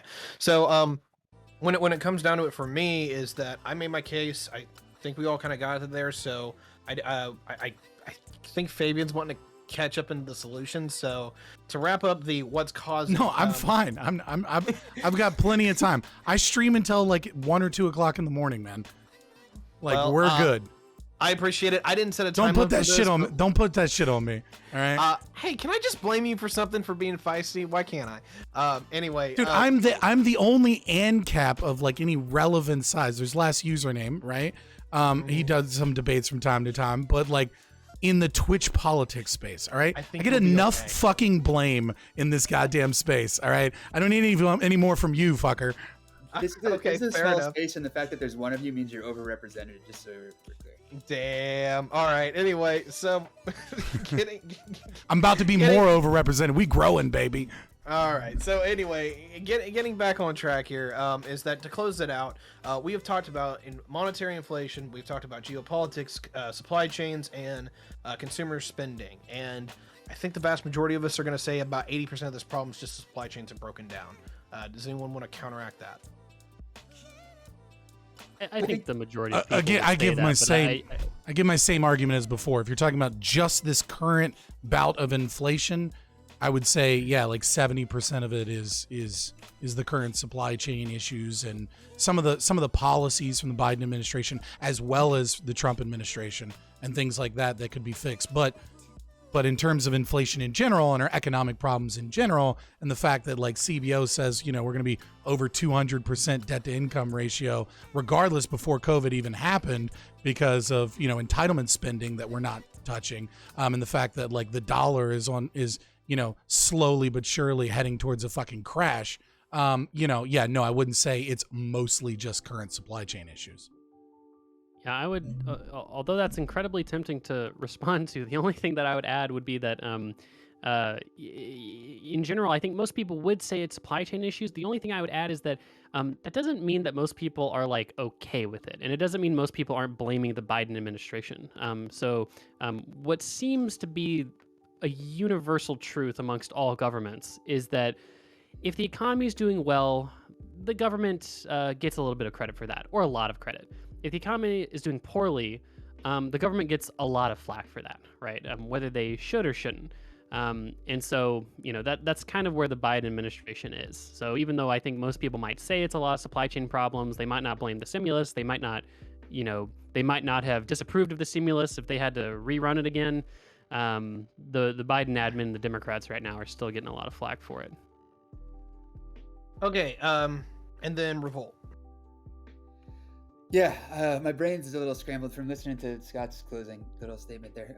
But we'll stride past it and maybe come back to some of that stuff later. All right. I think that my breakdown is something on the order of 15 to 20% is due to supply chains, 15 to 20% is due to profiteering and like actual fundamentals of price increasing, and the rest of it is due to like the global geopolitical bullshit that's happening and cost of energy prices and everything else.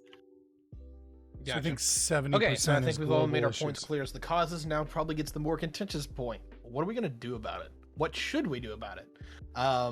And so, you know what? Since y'all getting a little more lively and feisty, who wants it first? I don't really care. I'll let you go, Econoboi. Oh, okay. What should we do about it? So, yeah, I kind of mentioned it a little bit earlier, not today, but I suppose today, but in this conversation, which was that I think that the U.S. needs to get a little less comfortable with free trade and a little bit more comfortable with subsidies for domestic industry. I still don't really like tariffs because I feel like, those costs are mostly passed along to the consumer anyway, whereas I think a collectivized subsidy benefits most people more than a tariff, which is only going to affect the consumers within that one market. In my view, we have a collective interest to spur domestic manufacturing of certain things and domestic cultivation of certain things in our country. Part of that is natural resources. Part of that is manufacturing processes and refining processes. I think there's just a geopolitical interest to do that kind of thing. I think that Biden is doing the right thing in that regard. You can see a lot of his like Made in America initiatives and like contracting standards that he's inputting that I think are good. But what I want to see out of the administration in the future is less of just doing that, which are basically unfunded mandates, and more of we need to enact more standards for manufacturing subsidies to ensure that we have some of those things cultivated domestically. And we also need to get creative in terms of how we cultivate those resources as well. The next thing that I would say is that when I say rely less on free trade, that's only with certain countries, right? We talked about them already. China, maybe broader Southeast Asia if you're a little bit more skeptical, things like that. However, I think that we do need to do a little bit more free trade with our partners, right? The fact that Biden doubled tariffs on Canadian lumber, that is the stupidest thing I think the Biden administration's done his whole administration. Why are we tariffing Canadian lumber? They're our cousins up north. They're probably the closest ally that we've ever had as a country, Canada. That doesn't make any sense. And we need to engage in a lot more free flow of goods and capital and also people between our really close partners to ensure that we're remaining competitive and deepening those ties. And the last thing I think on Scott's point is that we need to do a lot more international outreach, providing positive incentives to move towards the West. China's Belt and Road Initiative has been significant in terms of establishing China's brand equity across all of sort of Central Asia and also Africa. Even though the US dollar for dollar actually gives these countries more aid, China's branding has just been better, right? And so we need to do a lot more infrastructure investment in these countries and try to establish a lot more bilateral partnerships with these governments to ensure that they develop themselves, but also that whenever they're looking for allies and partners, they look to the US first and not China. I think those are probably the three big things in my view. I want to take a little bit of a contrary approach to that. I'm a little bit more in favor of tariffs and a little less in favor of subsidies. And I don't think that you made bad points. I want to kind of hit You this. son of a bitch. I know, how dare I, right? No, so here's the thing. The big problem I always have with subsidies is that I think it's great as like a 1-2 punch kind of deal in regards to if you can make it where it's like a one-time thing, like it's 5 years you're done. I'll sign off on that. But more often than not, I find that when we do introduce subsidies into markets, particularly like agriculture, they don't ever fucking go away. Or the market starts going, hey, we're relying upon this now, so you can't take it away from us at any ever point. And I'm sorry I have a bit of a personal experience with that kind of thing. Tariffs are kind of eliminating of... Everyone is an ultra-conservative or ultra-libertarian in the things they're experts in. You're going to say, hey, look, China... He hates government subsidies is not in agriculture. Competitive with us. They're either rigging the game up or whatever. But that then makes supports it to where you can Biden's actually infrastructure kind of play bill. mano a mano with that. I like that a lot. And I absolutely agree that we need to work on trade with our partners, and that's why I actually prefer the tariffs, not on a general level, but we target them. We're like, all right, cool, you're not a partner, you're not part of the friends and family program, but you are, so you don't get the tariffs. We can deal with the Czech Republic, or we can deal with Germany or France or Canada or the Aussies. But I've always said, and this is a completely different conversation, the number one problem with deindustrialization in the West was not that we were uncompetitive. It's that we went into competition with 3 billion Asians who make $2 a day. We were never, ever going to make the math work for us in that favor. So for me, kind of rebalancing that would work, except for the fact that I think major entities, corporations... Mr. Figs can straight up do that, Angie. Even with the price differences... If you can't get product out of China, what's the point of dealing with China anymore? And I'm sure a few companies have already been rubbed the wrong way, whether it be their basic disdain for intellectual and property rights, all the way up to now the fact that, oh, hey, we'll lock up your citizens because they didn't say the things that we want. I think people are just kind of done with China, which means that even if we do the tariffs, it's a waiting game for me. And I hate to say that, but right now I'm seeing most of the major things getting done that need to get done, but it's going to take 3 to 5 years to get those new chip fab facilities running. It's going to take 3 to 5 years to get the infrastructure running. Somebody is telling me that it's probably going to double the industrial plan of the United States to get all this done, which is huge. The final thing that I will hit is that I do want to talk about interest rates, but we'll save that for a little bit later. I think that I'm the least different between myself and Scott, so I'll just jump on this real quick and I can point out a couple of things that I disagree with. I think that I disagree with you vehemently, Tiberius, on nearly everything you said, but only in small ways. Using tariffs I think is bad for the United States. Vehemently disagree on these small details. reserve currency of the planet is because we buy a bunch of shit from all over the place, right? So we're buying stuff in American dollars, and then those economies are being able to like absorb that and keep the American currency and use it in their own country in a lot of cases. If we start to like increase tariffs, it will put pressure on some of those relationships, and it'll actually probably be long-term detrimental to the value of the dollar external to the United States. But I'm not really that concerned about that. I just think that like if you're going to split hairs over whether or not we should be spending money inside or taxing on the outside to keep the balance of trade fair or shift it the way that we want it, I think that you ought to recognize that there's a bunch of soft power that comes along with having our money and our borders be open to their products in as much quantity as they want to send us. The other point that I would make is that I think that there is the federal government, and maybe I agree maybe a little bit with Scott more than Econoboi and Tiberius on this, is that the federal government is not very good at doing a lot of things, especially things that require like fast reaction. But one thing that they're very good at doing is writing checks. I think that we should probably, instead of necessarily subsidizing specific industries, I think we ought to take a bigger role in research and development.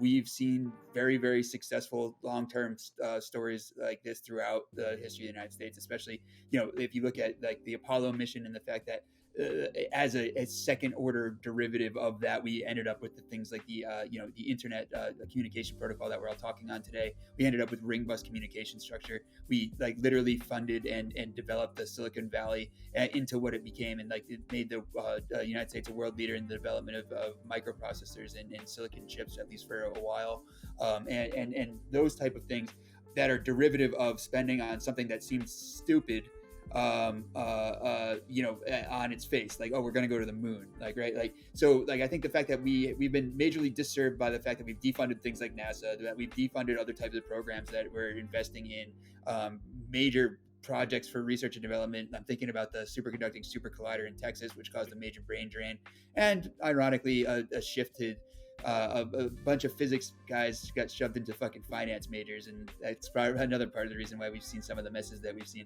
But regardless of that ironic and hilarious point, I think the United States ought not necessarily be subsidizing specific things in the way that Tiberius was mentioning, that the big ag companies end up with a predominant amount of the fucking funding that goes into subsidizing production of corn and soy and stuff like that. Instead, we ought to be looking at new technologies and letting the government absorb the cost that doesn't make sense for corporations to be investing in, things that might be 20 or 40 years down the line, or might not have a direct implicit market already existing for the technology, but will develop into it over time. 2 points. One, when it comes to the soft power foreign policy, great point. The problem is, I think we use that for some folks that are really unsavory characters. I've never been a fan of like the United States-Saudi alliance. I get why we do it. We want to finance global oil shipments, but geez, we made bedfellows with that. So there's a level there where I get where you're going with it, but I don't know if that's sometimes our best interest. And the other side of that was I'm sorry, I lost that last point. What was the very last thing you said? Because I know I wanted to critique it just a little bit, because there was a really solid in there. Basically, rather than subsidizing or handing out subsidies that go directly to corporations, we should be subsidizing research and development, and we should be subsidizing education in sciences and technology, so we can develop the new technologies that we'll need in 40 years for an economy. Right. So I agree with this in some particular facet, and this is where like I piss off the right and the left at the same time. I don't mind spending money. I don't think we spend money in very good or appropriate ways. I think education's a win. I think infrastructure's a win, whether it be interstates, high-speed rails, that kind of thing. That works. But the majority of what we do spend money on, particularly, I'm going to let the ANCAP take it for me. The entitlement programs that we have, it's maintaining people. It is not actually making them grow. And I think that's been one of the biggest disasters the Western people got. But that's a whole other conversation. When we're just talking about inflation in general, don't get me wrong. I'm not going to want to like cut the floor out from people who are barely making it by. But what I do think is that if we're going to go into debt, we're going to spend more money than what we actually already have, and we're doing it. We need to really get back down to basics. We need we need Interstate 2. You need to make the newer connections that allow people not to start and stop and start and stop. You need rail that can go 70 miles an hour from point to point.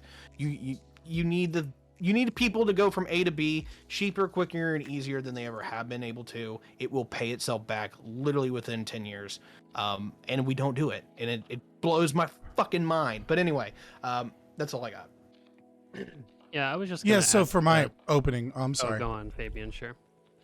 Well, no, you wanted to add something. Go ahead and add something because unfortunately you brought in ANCAP here to talk about solutions on inflation. So I'm about to say a whole bunch of shit you're going to hate.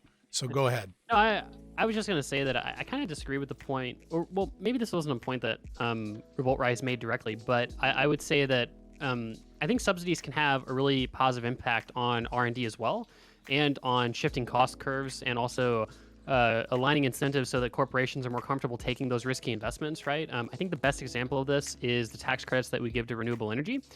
Tax credits are just a subsidy, right? I mean, that's really all it is, right? And the way that we do tax credits in the U.S. is a little bit complicated. I was actually talking to my Patreon stream a little bit about this earlier, but it is functionally a subsidy for the industry, right? And we've seen the cost curves for the electricity generated from renewable sources exponentially decreased over the last 30 years. That the PTC, and then I think I want to say the ITC for solar is only like 10 or 15 years old. I think that was a function of the Obama administration. And we've seen that those have really, really significant effects in terms of people researching that technology, being more comfortable investing dollars into that capital and getting it out. And so I think that if we had something similar for, basically identified key resources, right? Hey, we need something similar for lithium. We need something similar for rare earth elements. We need something similar for cobalt and things like that. And for other like different manufacturing processes, right? Like, hey, we need something similar for like steel manufacturing or for iron. I understand that, I understand that at the end of the day, we're putting trust in the democratically accountable government to pick industries that are actually necessary and not ones that are just their friends or whatever it is. But what I would say is that general sort of anti-government skepticism is warranted in a lot of circumstances. But I think we have a fairly institutionally strong government, and I think broadly, I would trust the government not to have the unilateral power. I think that making it like tariffs where the president can just decide who we tariff and why is probably pretty dangerous with regards to tax credits. So I would like some legislative accountability in that regard. But in general, I think the idea of offering tax credits and subsidies to specific sort of nationally identified key industries would actually be very positive. Although obviously I agree, like everything you said about R&D would be internalized with my advocacy as well. Like research and development spending for the U.S. government is like really, really good. Also, I just want to say, Tiberius, you're wrong about Social Security. Good. All right. So, I'm hearing a lot of more government spending, which somehow Hell yeah. won't be inflation by borrowing more money from the Fed and injecting it into the economy. Somehow magically will, I guess, increase the velocity of money and everything will be great. And we'll have domestic manufacturing in 10 years and somehow that'll fix inflation today. So I'm hearing a lot of like just really bad arguments. So first thing I want to do is I want to say, what can we do in the short term, right? Because I haven't heard anybody actually talk about how to fix the current problem, right? Like we're all talking about like, oh, just spend more money, and we'll fix it. So what can we do in the short term? There's a lot of things we can do. First thing we can do is stop sending money to Ukraine. Just stop. It's a waste of money. Stop it.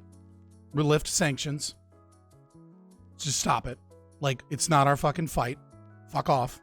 I don't care. I know it's going to piss off a bunch of people that we got to fight them over there so we don't fight them here. I've heard that a billion times, but just stop.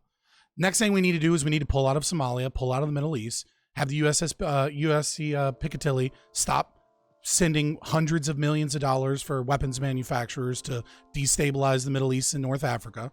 Stop sending money and selling weapons and things and having mercenary contracts and having intelligence agencies working with the Saudis so that we can continue genocide in Yemen. All of these things will make us look better, will make people like us more, will make the economy stronger, will stop destabilizing regions and allow them to actually build. We can do that now. What else can we do now? Well, right now we can fix the FDA labeling issues because there's food and medicine that is perfectly safe. And our government has a monopoly on that food and medicine and IP that is to an absurd degree. You can buy cheaper insulin. You can buy cheaper drugs that are produced in Canada right now. But because the FDA says, well, labeling this, or they haven't approached us in the right way this way, or they haven't given us enough money like Pfizer has, so we're just going to say that you can't do that. And then the government's going to negotiate lower drug prices with like other subsidies and tax breaks and shit. It's all coming out of your fucking pocket. So just fix that right now. Allow people to get insulin that's a third the fucking price. Allow them to get EpiPens that are a fifth of the fucking price. Like, stop stealing from people because the government wants a stranglehold on this. Lower taxes. We've got to lower taxes drastically. We have to lower taxes so that people can have less taxes, so they can spend more, so that the economy can be stimulated. The Trump tax cuts proved, right, that, well, I won't say they proved, because it's a historical fact, but, I think that if we lower taxes, there are more transactions, right? I think you can say that praxeologically with no problem. There are more transactions if you have more of your money. The next thing I would say is allow charities to sponsor immigrants. If a person wants to come to this fucking country and a charity or an NGO or something else that's not receiving government money, right, wants to spend some of their money to financially sponsor an immigrant that wants to work in this country, we should let them do that. I don't care if there's a lottery system. I don't care if there's a cap on how many people. If some charity wants to bring in an Haitian immigrant and says I will co-sign for anything that they do, and they don't get any government funding, then that's more low skill, low wage workers in America. If we want to talk about competing with China, well, what the fuck are we going to do to compete with China? We'll bring in some fucking low skill, low wage workers and make sure that it doesn't cost the taxpayers a single fucking thing. And other things we can do quickly. We can drastically reduce the government spending. I'd say probably a third of government spending's got to go. And when I say that, I mean drastically cut and gut Social Security and Medicare. Medicare, Medicaid, Social Security, they've got to go. They're draining us deeply. They are going to destroy the dollar, right? The CBO said in 2017 that we were going to be $121 trillion in debt by 2050. 200% GDP to debt ratio, assuming the same growth curves, right? Which we can. But regardless, we are spending like the overwhelming majority of money that the government spends and taxes from us and takes out of the economy that could be supporting us and helping us is spent on entitlement programs. And we talk about, what welfare program, what school, what foreign aid, what military spending, all that shit's less than 20% of the entire fucking budget. 80%, I think it's 81 actually, of the entire budget is entitlements in like debt obligations and in Social Security, Medicare, Medicaid. Like, we've got to gut these things. And the Fed needs to do some quantitative tightening. It needs to increase the reserve ratio much higher so that we don't have inflation. And it needs to increase the interest rate. Those things are going to deeply hit us unless they're coupled with massive government spending and lower taxes. There are other things I would like to say. I mean, fuck it. I've gone on, so I might as well go, and you guys were going back and forth. So I might as well just say this. Office of Small Business, market access and industrial competitiveness, like, tariffs, basically. The agricultural tariffs, like, they need to fucking go, right? Like, we need to get rid of the agricultural tariffs. They're fucking stupid. We're doing it to protect. It's just another form of subsidy, but it's another thing that's causing food prices to stay high. And we need to get the FDA, again, just like with medicine and drugs, and we need to get them to stop regulating bullshit like baby formula, for example. This whole situation could have been avoided if we just accepted European baby formula instead of spending billions of dollars and giving it to Nestle so that we can have Connexes of baby formula in Sweden shipped over here that was already in the European market that there's no reason we shouldn't have had on American shelves. And lastly, in terms of long-term, like one last thing, the idea that we're invested in all of this green energy, but we still have extremely overbearing regulations on nuclear fissure research and on nuclear power plants, even though that is obviously the best solution to green energy and to reducing energy costs, is absurd government patting their corporate elitist friends on the back, and so that they can get money funneled over to other green energy, and so that they can keep and maintain natural gas, coal, and oil when we don't need to be using it nowhere near that we're using it. There we go. Mic drop. I'm out. Respond to whatever you want to. I think interestingly, I'd imagine the other three of us would actually agree with some portion of that, right? I think that in response to the COVID pandemic, I think the phrase supply side leftism has become a little bit more popular, right? Which is that you do need to deregulate to some extent to ensure deflationary or price stable environment in some markets, right? So, for instance, you talked about being able to import perfectly good product from other countries and medicines and things like that. Countries where they have socialized medicine and they negotiate those costs a little bit lower. I agree, right? I want that medicine and those people as well, especially the people, right? In my view, if a doctor was trained by the NHS over in England and he wants to come and practice medicine in America, I mean, I don't see a problem with that, right? I assume that we trust the Europeans to be training, adequate physicians, right? Same thing with Canadians, and so that would allow us to lower the cost of medicine here. Same thing, like there's that dumb regulation about how we cap the number of residencies that we allow, or like nursing certificates, which is just a cartel, basically. I mean, that's a crazy regulation. So it sounds like we agree in part. I think that where I would disagree, at least, is that we need to get rid of these entitlement programs. We need to get rid of that kind of stuff. I mean, Medicare is not even a transfer program, right? So I don't see how that really contributes to inflation. You could say that Social Security does in theory, but Social Security doesn't actually create any money, right? We don't take out a deficit to pay for Social Security. That's entirely paid for. The trust fund's not going to. Well, we've already taken all that money. until. Well, I get what you're saying, but at the end of the day, if the problem is we need to get rid of them because that's a good way to subdue short-term inflation, Social Security does not contribute to inflation at all, right? If anything, it's the opposite. So, I would disagree with a lot of those sort of broader ideas with regards to cutting government spending and as a means to reduce inflation. If anything, we have cut government spending significantly. I think that the deficit under Biden has shrunk by 40 or 50% or something like that, because all the welfare spending has been curtailed significantly after COVID, after the COVID recovery ended, basically. So, that's where I think we would have the big disagreements. Come on, you're comparing the end of the Trump presidency and then saying he cut spending, and yet we're spending over $4 trillion. No, you said we need to cut, or so you were saying we need to cut 33% from like the baseline, right? Okay, so that makes more sense. I don't know the exact number, right? I'm just throwing a ball out there. It was like $4 trillion, which was 2019 numbers. We need to drastically, but in 2017 it was like 3.7, right? Like the idea that he cut it from the massive increase that Trump did, I know that we got to make sure that Biden isn't getting blamed for things, but both Biden and Trump belong in fucking underneath the prison for their war crimes, right? I don't give a fuck about either of these people, right? They both have done horrible fucking things, right? The idea that we've actually cut spending under the Biden administration because we've cut it from the massive increase at the end of the Trump during COVID era is not really come on. It's disingenuous. No, I get what you're saying. No. But you said something fairly broad, and broadly, we actually have cut government spending. But if you're saying from regular levels, then that's a totally different statement. And that's where, again, I think I would just say that, I disagree significantly. I don't think we need to get rid of Social Security or Medicare or Medicaid as means to control inflation. I mean, again, if anything, those programs are deflationary in nature anyway.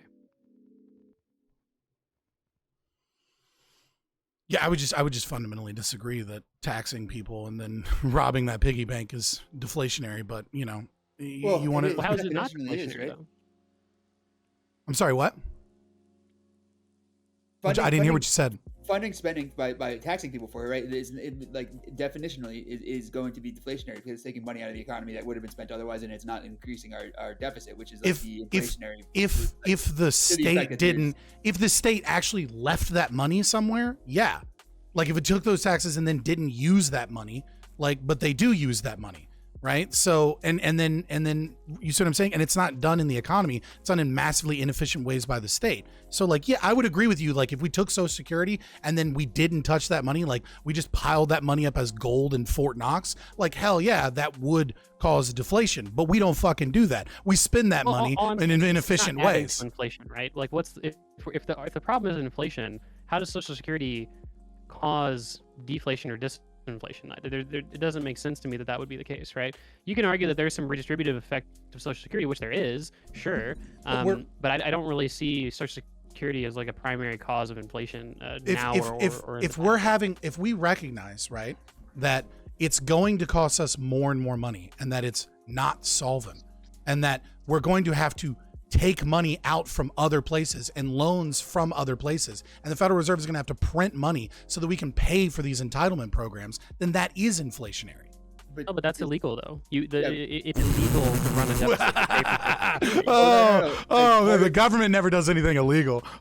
Shit. Yeah, but I mean, like, you're making an awful big accusation if you're saying that they're doing that, and he's exactly right. Like Social Security, I am making a big accusation. Social Security is a fucking Ponzi scheme. Well, those are two different statements, right? You're speculating that in the future that the government will like repeal this law or just ignore the law in order to pay for Social Security when the trust fund runs out. And the reality is what they'll probably do is what they've done across all of Social Security's history, which is, probably lift the cap on payroll taxes, which currently exists, or they will, do some sort of a broad-based tax increase, right? Which again, that's probably more deflationary than inflationary, at least in the short term, right? So I think that really, from your perspective, we have a fiat currency, right? Like when we take money out of the economy, sure, and then we spend that money, like any way that the money is spent is going to cause inflation in some degree, right? Like until that banking system so you think that fractional reserve banking doesn't cause inflation? Like just definitionally? Like the Trump tax cut, for instance, didn't cause inflation. Yeah.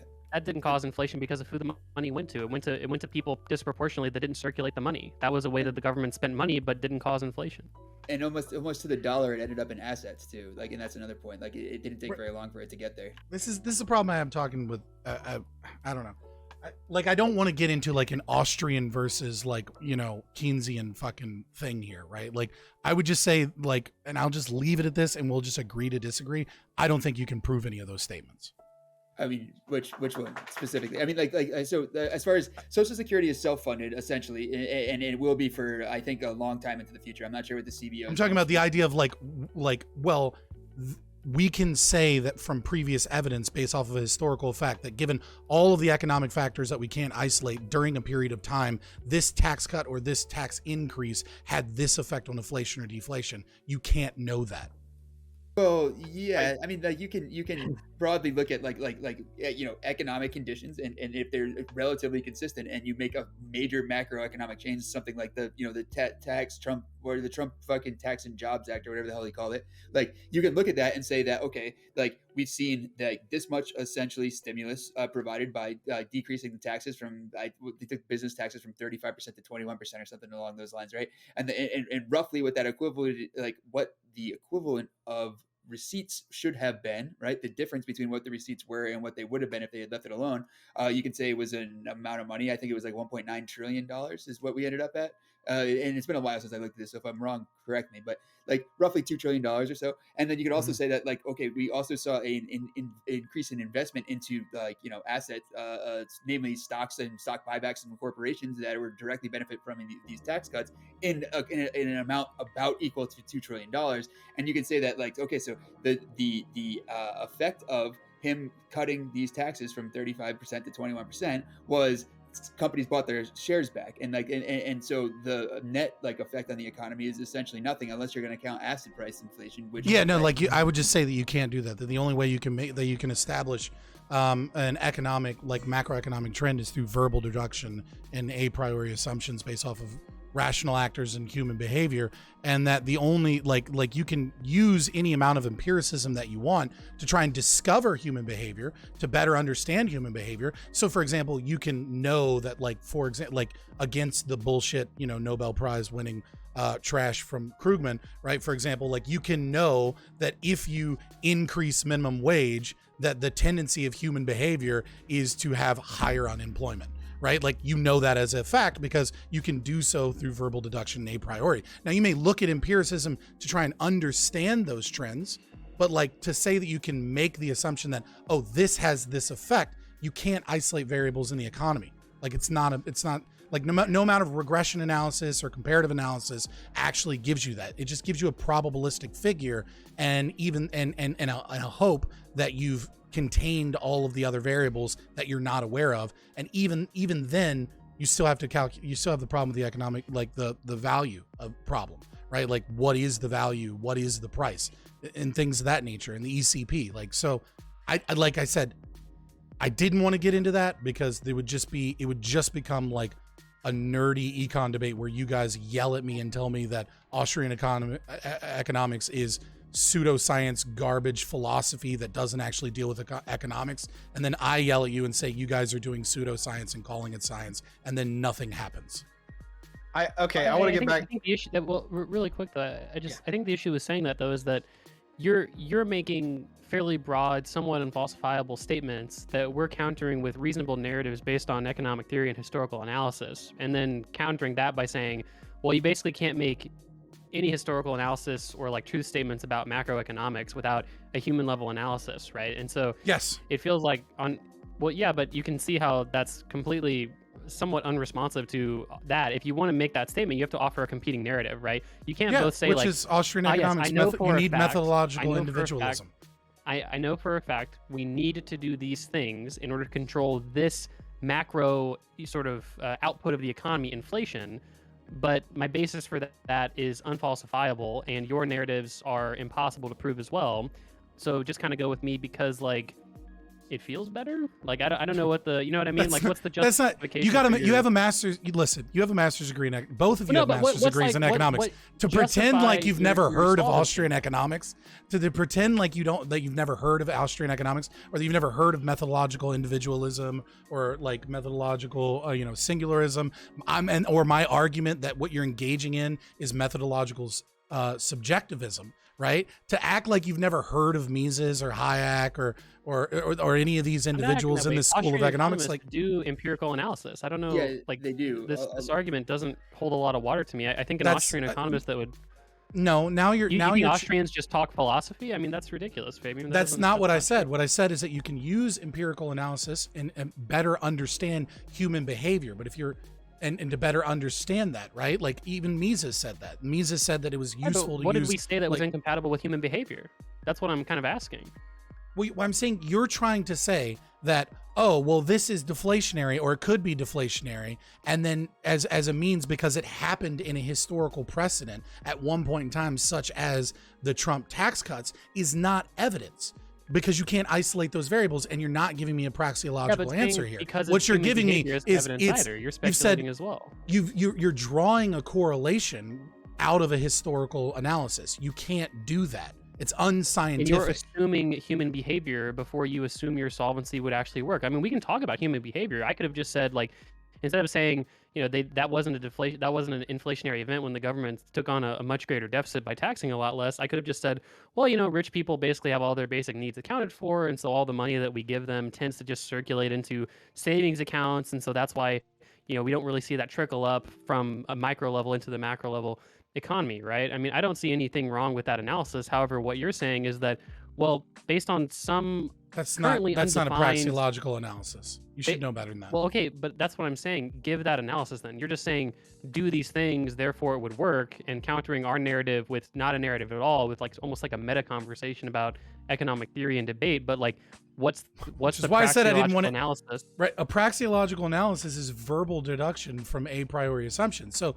you can make that and say that there is a tendency of the wealthy to behave in such a way. Right. And you can make that argument, and that is a praxeological argument.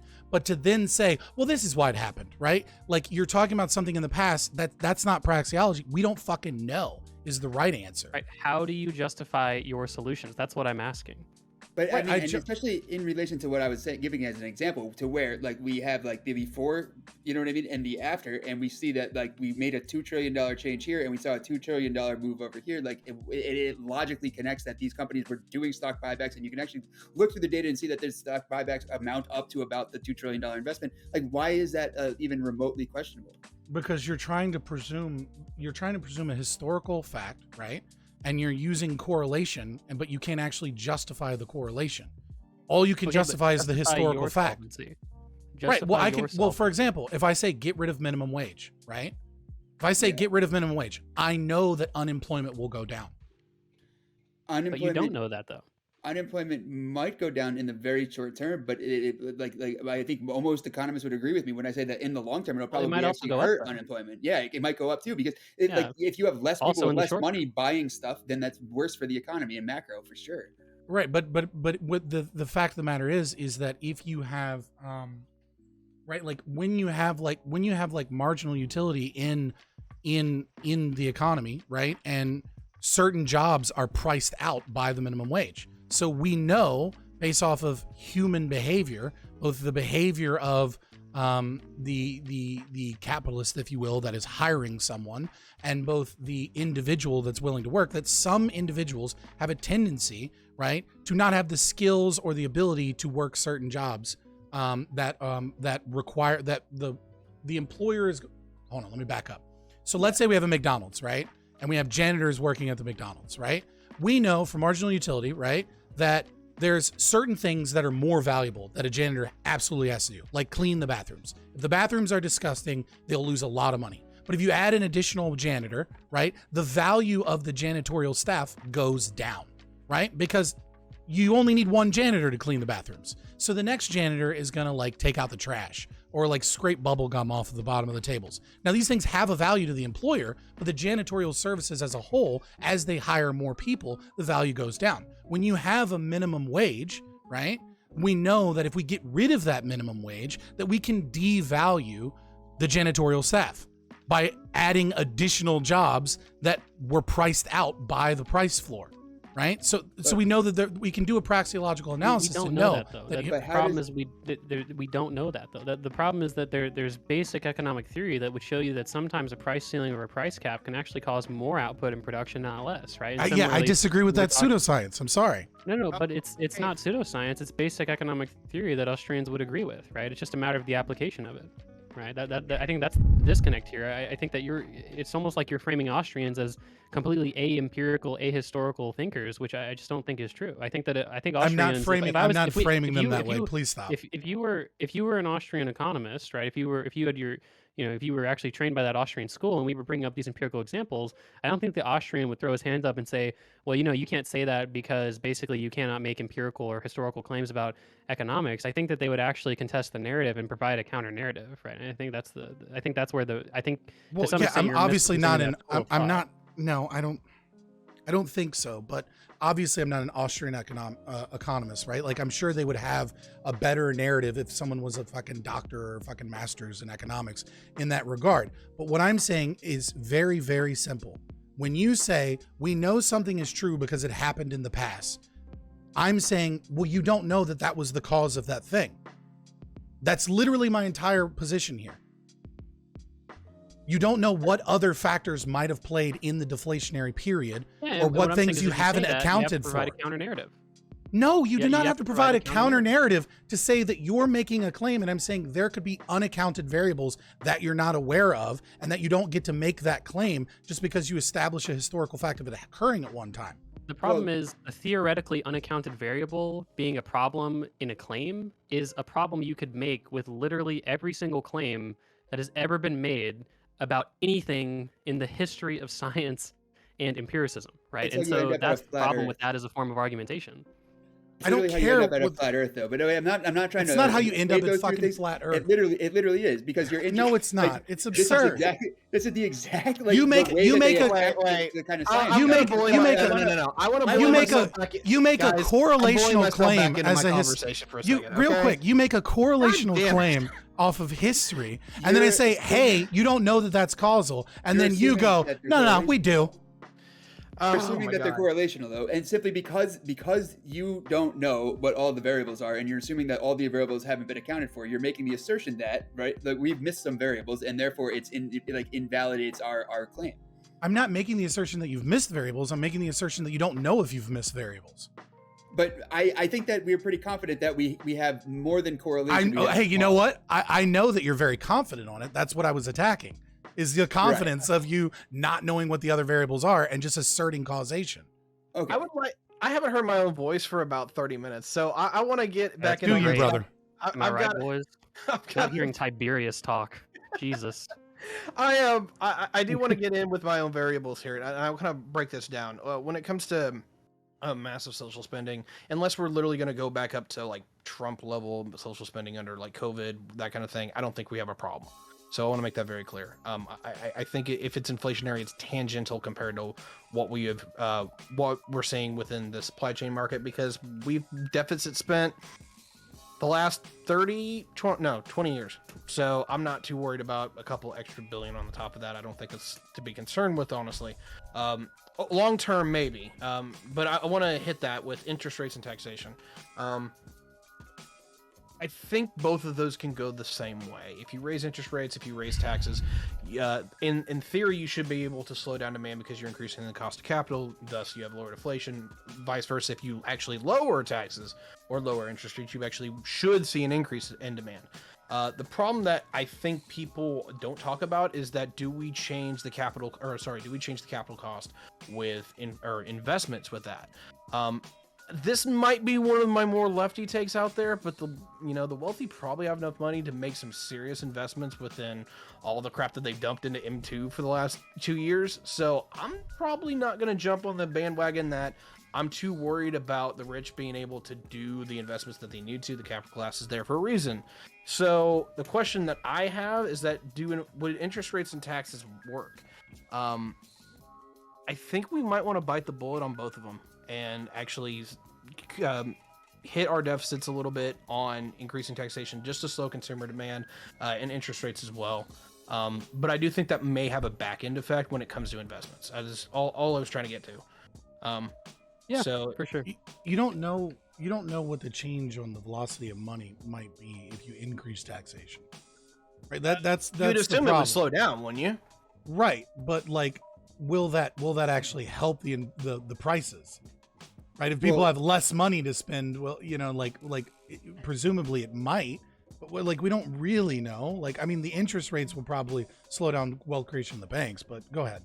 Well, and this is what I'm going to throw at you is that this is the general economic theory, and there's some questions on if it's 100% right or like 80% right. But if you increase the cost of capital, you slow down demand because people have less money to spend, and you slow down the velocity of money, the velocity of capital. You will see inflation slow down because largely what we think this inflation is largely consumer-driven demand. That is, you have a limited supply not able to meet that demand, and that's the difference is causing the inflation and rising prices. I think that theory is largely still sound. The question is, instead of going, all right, what if we're wrong? What could be wrong with that? What is the derail here? So I'm all about like, hey, what if we're wrong? You're talking about an economy of 1 trillion inputs. Easily we could be wrong on something. So throw me a line here. What would fuck with that? I think Volcker is like the best example of this, right? Like, so to combat stagflation, right? Like what they did, they jacked up the interest rate, and if you looked at the data, the inflation rate followed the interest rate all the way up. Like, I think they got as high as 12%. Yeah. So they were stacking like close to like 20% inflation at certain points, but like the fact that like we finally broke the back of labor or whatever and decreased the cost. It's like the OPEC embargo was probably the cause of most of the stagflation pressure, right? And like and they were, for whatever reason, were either able to or like willing to recognize that. I think that now that we can, I think looking back, and Econoboi can either back me up or refute me here, but I'm pretty sure that like at least the empirical data tends to prove that increasing the cost of money increases the inflation until you start to see unemployment kick in, because that's eventually what happens, right? And then as now people become unemployed, now there's less people spending money in the economy, which eventually cools the economy off. So I think that that's bad. The taxation argument, like, I think is like it's actually Scott's argument. I don't know why you were scoffing at the fact that like the taxation is deflationary. Like, if your claim is that the amount of money supply that as money supply increases, right, inflation increases, and if we're printing more money, it's causing more inflation, then the remedy to that is printing less money or absorbing some of the printed money back out of the economy, which is exactly what taxation does. Right.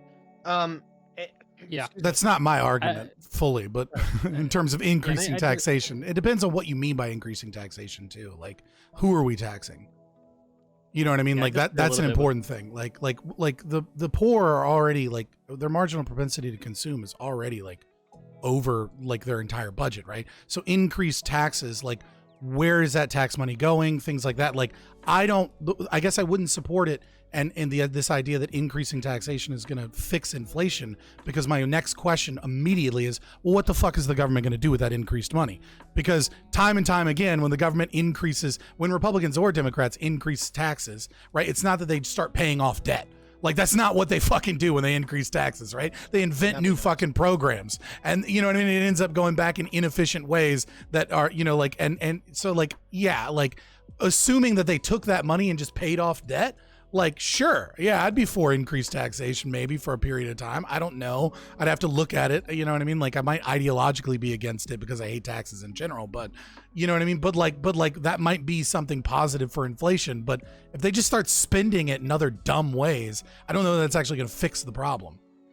I want to piggyback off what Revolt was saying, in that I see a lot of parallels right now with what happened back in 1980 and late 70s, early 80s. In late 70s, early 80s, you had the baby boomers as a generation swell into the labor force and particularly the consumption force. And I think that was the major drive outside of like OPEC and all that nonsense, was that people came into being able to be spenders, and they were spending at record levels, and the supply just couldn't keep up, just overall across the board. And I feel that that's kind of the same thing that's happening now with the millennials, because even though millennials are, you know, born between, you know, 1980 and 1995, as a cohort, is that we've only just now gotten to the point where we're getting the incomes that we can really go out and spend. You know, it's not one of those things where it's like, hey, look, you know, do I get the TV or do I get the Xbox? We can actually afford the TV and the Xbox at the same time now. Roundabout way, I'm saying I think this is actually demographically triggered to a decent degree, because the average millennial is my age, and I just turned 30. I'm in the primary spending part of my life, but I have to make interests and payments on all the stuff that I'm borrowing. I think that's going to go away in time, obviously, but is there anything that I can do, or is there anything that we can do policy-wise that, you know, makes it to where I'm not bleeding out of a sock because you actually just increase the cost of capital for me to even participate in the economy? And that's where I'm really... I gave you a bunch of ones. I gave you a ton of ones. Sorry. FDA labeling. Like right now, we could just immediately. Generally, but I'm 1,000% with you on the supply side stuff, Fabian. I'm trying not to. Right. All right. Fair enough. Fair. You're just a man. But I was just saying, like you know, there are things that can increase the amount of available money that people have. Right. And that has an overall effect on the economy. For me, it's not even the money that's the real concern. It's just, can we actually get the goods and the services that people are actually after? And back to supply chains. It's just, that shit's broken. Can we speed that up? Can we make it to where people can use subsidy goods, or can't remember what the term is now, intermediary goods as a replacement for those? And it seems like we're kind of failing to do that. Does anyone disagree with me on that? I don't think so. Yeah, not really. I mean, I think, yeah, not really. I think that in general, that's where all the stuff that we talked about with regards to investing in, to some deviation with what Fabian said, obviously, but with regards to like investing in domestic manufacturing, supply chains, and trying to like shift supply to the right so that things become a little bit cheaper, or in some cases quite a lot cheaper for average everyday people. With some collectivized costs as well, right? I mean, again, sometimes when you collectivize a cost, it ends up you end up with a little bit more benefit at the end of the day. So I think you know, mostly what we said with regards to the supply chain stuff would help alleviate that concern with interest rates going up. But it's not something that can be you know, you can't turn on the build more houses switch as the Federal Reserve, much like you can with interest rates. And so I think that what MMTers say about current sort of Fed governing policy with regards to interest rates is somewhat true, which is that the interest rate is a fairly blunt tool to solve a complex problem, which is inflation. But at the same time, that's the only tool that we really give the Federal Reserve anyway, right? It's quantitative easing and the interest rate. So we have to rely on fiscal actors to try and invest in the areas of the economy that are underinvested in. And so I guess it's a good thing we live in a democracy, right? You can get out and vote for and the reserve ratio you want, right? So and the reserve ratio, right? Federal Reserve has the ability to increase the reserve ratio. But the reserve ratio, I mean, you know, again, there's countries with no reserve banking like America, which don't have the same problems with inflation that we're currently experiencing. I think one thing to keep in mind is that like the current problems with inflation that I'm just saying, like, it is a tool that they have. Like, whether or not you agree with whether or not they should utilize it, like, I just mean, like, I was just adding to the fact that it is a tool that exists. Well, they already constrain, however, the amount of capital banks have to have in reserve with regards to their stress tests anyway, right? So what the Federal Reserve did by getting rid of the fractional reserve system is actually implement a more fitted solution to a complex problem, which is what we would, in theory, is what we want the government to do. And so I don't know if I'd want the I don't know if I'd want the Federal Reserve to. That's a tool they've given up, and I think it's probably good for inflation that they've given up that tool for a more fitted solution. But you're right. I mean, in theory, that is a tool that they could use. Okay, so we're at And 2 hours. just- Go ahead. Just real quick, you said it 3 times and I haven't pointed it out yet. Like when you're looking at like M1 and M2, there's like the giant bump that happened in like February and March of 2020, and like you got to keep in mind that reflected both like a change in like a little bit of it was stimulus, a little bit of it was for sure, but it was predominantly had to do with like both the reserve requirements, like we've talked about, like put on checking accounts, and also the definition of like what is a savings account, what is a checking account, how many transactions you're allowed to use. And so the giant jump that you saw in like basically like a straight line on, I forget if it was like February or March of 2020, is a large portion of that is simply just reclassifying what is now M2 out of components that were like slipping between the cracks of M1 and M2 previously. True. Okay. I can't speak to that one way or the other, but usually No, you know your shit. Tiberius, he's right. I mean, Okay. he's not necessarily representing that a massive of the jump came before that, but I mean, he is right that second big jump is that. Okay. So yeah, I'll have to roll with you on that one. Sorry, I'm dealing with some issues in my chat, but on the other side of that is we have gone for 2 hours and about 15 minutes. Usually this is the point where people kind of start burning out, and I hate doing the 3-hour panels. So I kind of want to wrap this up with what are y'all's final notes? What do you want to tell the audience? Because people have gotten entirely different opinions from across the political spectrum. We see where some of us agree, where some of us don't agree. So I want to kind of start closing out with like, what's your final notes, thoughts, and pitches to the people out there? What's the most important takeaway from this conversation? And who wants to go first with that? I don't care who goes first. I'm gonna throw it to Revolt. Yeah, I'll bite the bullet on this one. I think in large summary that like we all kind of agree that we need supply chain issues are the predominant cause of inflation at the moment. I think that largely we also agree that there's very little prescriptive solutions to fixing a lot of the pressures that are being put on prices, and a lot of these things are going to like fade back to normal over time. We've already seen evidence that this is happening. I think that the evidence is very strong that it's going to continue to happen and actually accelerate, and we'll probably see a fairly normal inflation rate by the end of this year for sure, and definitely by next year we'll be back to averaging around 2%, I hope. And I think that like all signs point to that. Broadly speaking, I think that the Federal Reserve has in a bind in terms of like what it is that they're capable of doing. We just talked about the fact that they've only got a couple of tools at their disposal, and so using them as intelligently as possible to try to keep inflation in check is a tough task for them. I think raising the interest rate, is going to probably hurt more than it's going to help. And I think that they've put the brakes on even that themselves after what happened with last month. But we'll see what happens moving forward. I think that prescriptively, the big things that we need to do is make investments into more secure, more safe, more productive, and more efficient infrastructure, both from roads to technology to rail to all the things necessary to get goods built and shipped around the country as fast and as efficiently as possible for the cheapest possible cost. The government's the best person or the best actor to spend on those things, and the return on investment is massive. So it makes a lot of sense for us to do that. All right. Man, I can't wait to go on this one. I'm going to turn to Fabian, then Econo, and then myself.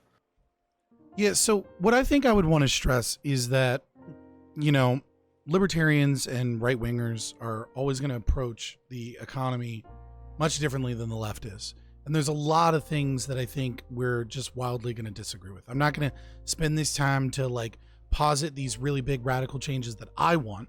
I'm not going to spend this time to like attack the positions that these two guys did, because it's not hippy dippy. So I'm not here to fucking scream at anybody. What I will say is this, is I think there are some things that we can all agree on here that we really should be fighting for, because there's no fucking debate here. And I would say one of them is the FDA. The FDA has become really, really constrained our ability from the supply side, right? To be able to get food and medicine that's perfectly healthy. And we really should be pushing to allow people to have food and medicine that's perfectly healthy from other suppliers, so that we can have more money. And while that might not be a perfect fix for inflation right now, you know, people not losing jobs, people not getting evicted because of bills that they can't afford, because of medicine that they can't afford, or because of food prices or baby formula and things like that, is going to have a significant impact on the economy and our ability to have a high GDP to be able to fix some of these things. Second thing I would say is I think we all kind of recognize that rising energy costs are a large portion of our problem right now. That those rising energy costs are inflationary because of the ability to ship goods and goods, right? You know, if what we need to do is we need to have a real solution there. Now, some people will say we need subsidies for green energy. Some people will say that, you know, what we need is we just need to drill, baby, drill, and Biden needs to get the fuck out of the way in Louisiana and stop holding up, you know, certain programs so that we can have more oil and natural gas. But I would posit something that I think all of us, if you look into the science, can say is very clear. We've got to deregulate because it is way, way overregulated. And if you don't believe me because I'm a right winger or because I'm a anarchist capitalist, right? And you think he's full of shit, talk to your environment, Seattle, right? Left wing as they get. Anarchist, okay, but left wing as they get. We've got to be able to produce nuclear technology in this country to bring down energy prices and have more efficient systems. So I would say that these two things are things that if you just look into it, we can kind of all fucking agree. And so maybe a little bit less about yelling about fractional reserve banking and things like that, which I'm going to continue to do. This is advice for you. Don't follow my example. A little bit less of that, right? And a little bit more, if you want to do something, then fucking talk to people about nuclear technology and talk to people about the problems with the drug prices, because I think that's something we can kind of all work together on and recognize it's going to make our economy better and it's going to reduce inflation and we're going to have more money in our pockets. I don't think anyone's going to disagree with that. At least I hope not. I didn't get a chance to disagree with you. Econoboi is next. Yeah, I guess my closing thoughts on this would be that, one of the most famous pieces of presidential oration, let's say, was when JFK said, "You should ask what you can do for your country, not what your country can do for you." And I think that's true to a certain extent, right? You should try to engage in a little bit of civics and sort of, community involvement. Everyone should, right? And you should always try to serve your country with your advocacy and with your work in the ways that you see best fit to serve the collective good. But at the same time, though, you have to ask what your country can do for you, right? It's important, because at least the way that, I see the world, the way that to a large agreement, it appears that Revolt sees the world, the government can do a lot more to alleviate the current problems that are facing everyday people from the local, state, and obviously all the way up to the federal level, right? And especially with the Supreme Court basically kicking everything to the states, it's more important than ever to get involved in local politics. So that would be my big takeaway, is that from trying to encourage domestic manufacturing to shifting supply to the right with some amount of responsible deregulation and also subsidizing key industries and making good public investments to taking care of people who cannot work for one reason or another, or who are providing household production to their families and their communities in the form of volunteering or taking care of loved ones. The government has a really key role in alleviating a lot of those problems and encouraging people to basically be able to live a responsible, reasonable, and fulfilled life. And I think that the U.S. government needs to do a lot more to alleviate those problems. Without repeating myself, obviously, we've already discussed what those exact problems are. So it was a fun little panel. Thanks for the invite. All right. Before I close out, I do want to thank all my guests for being here.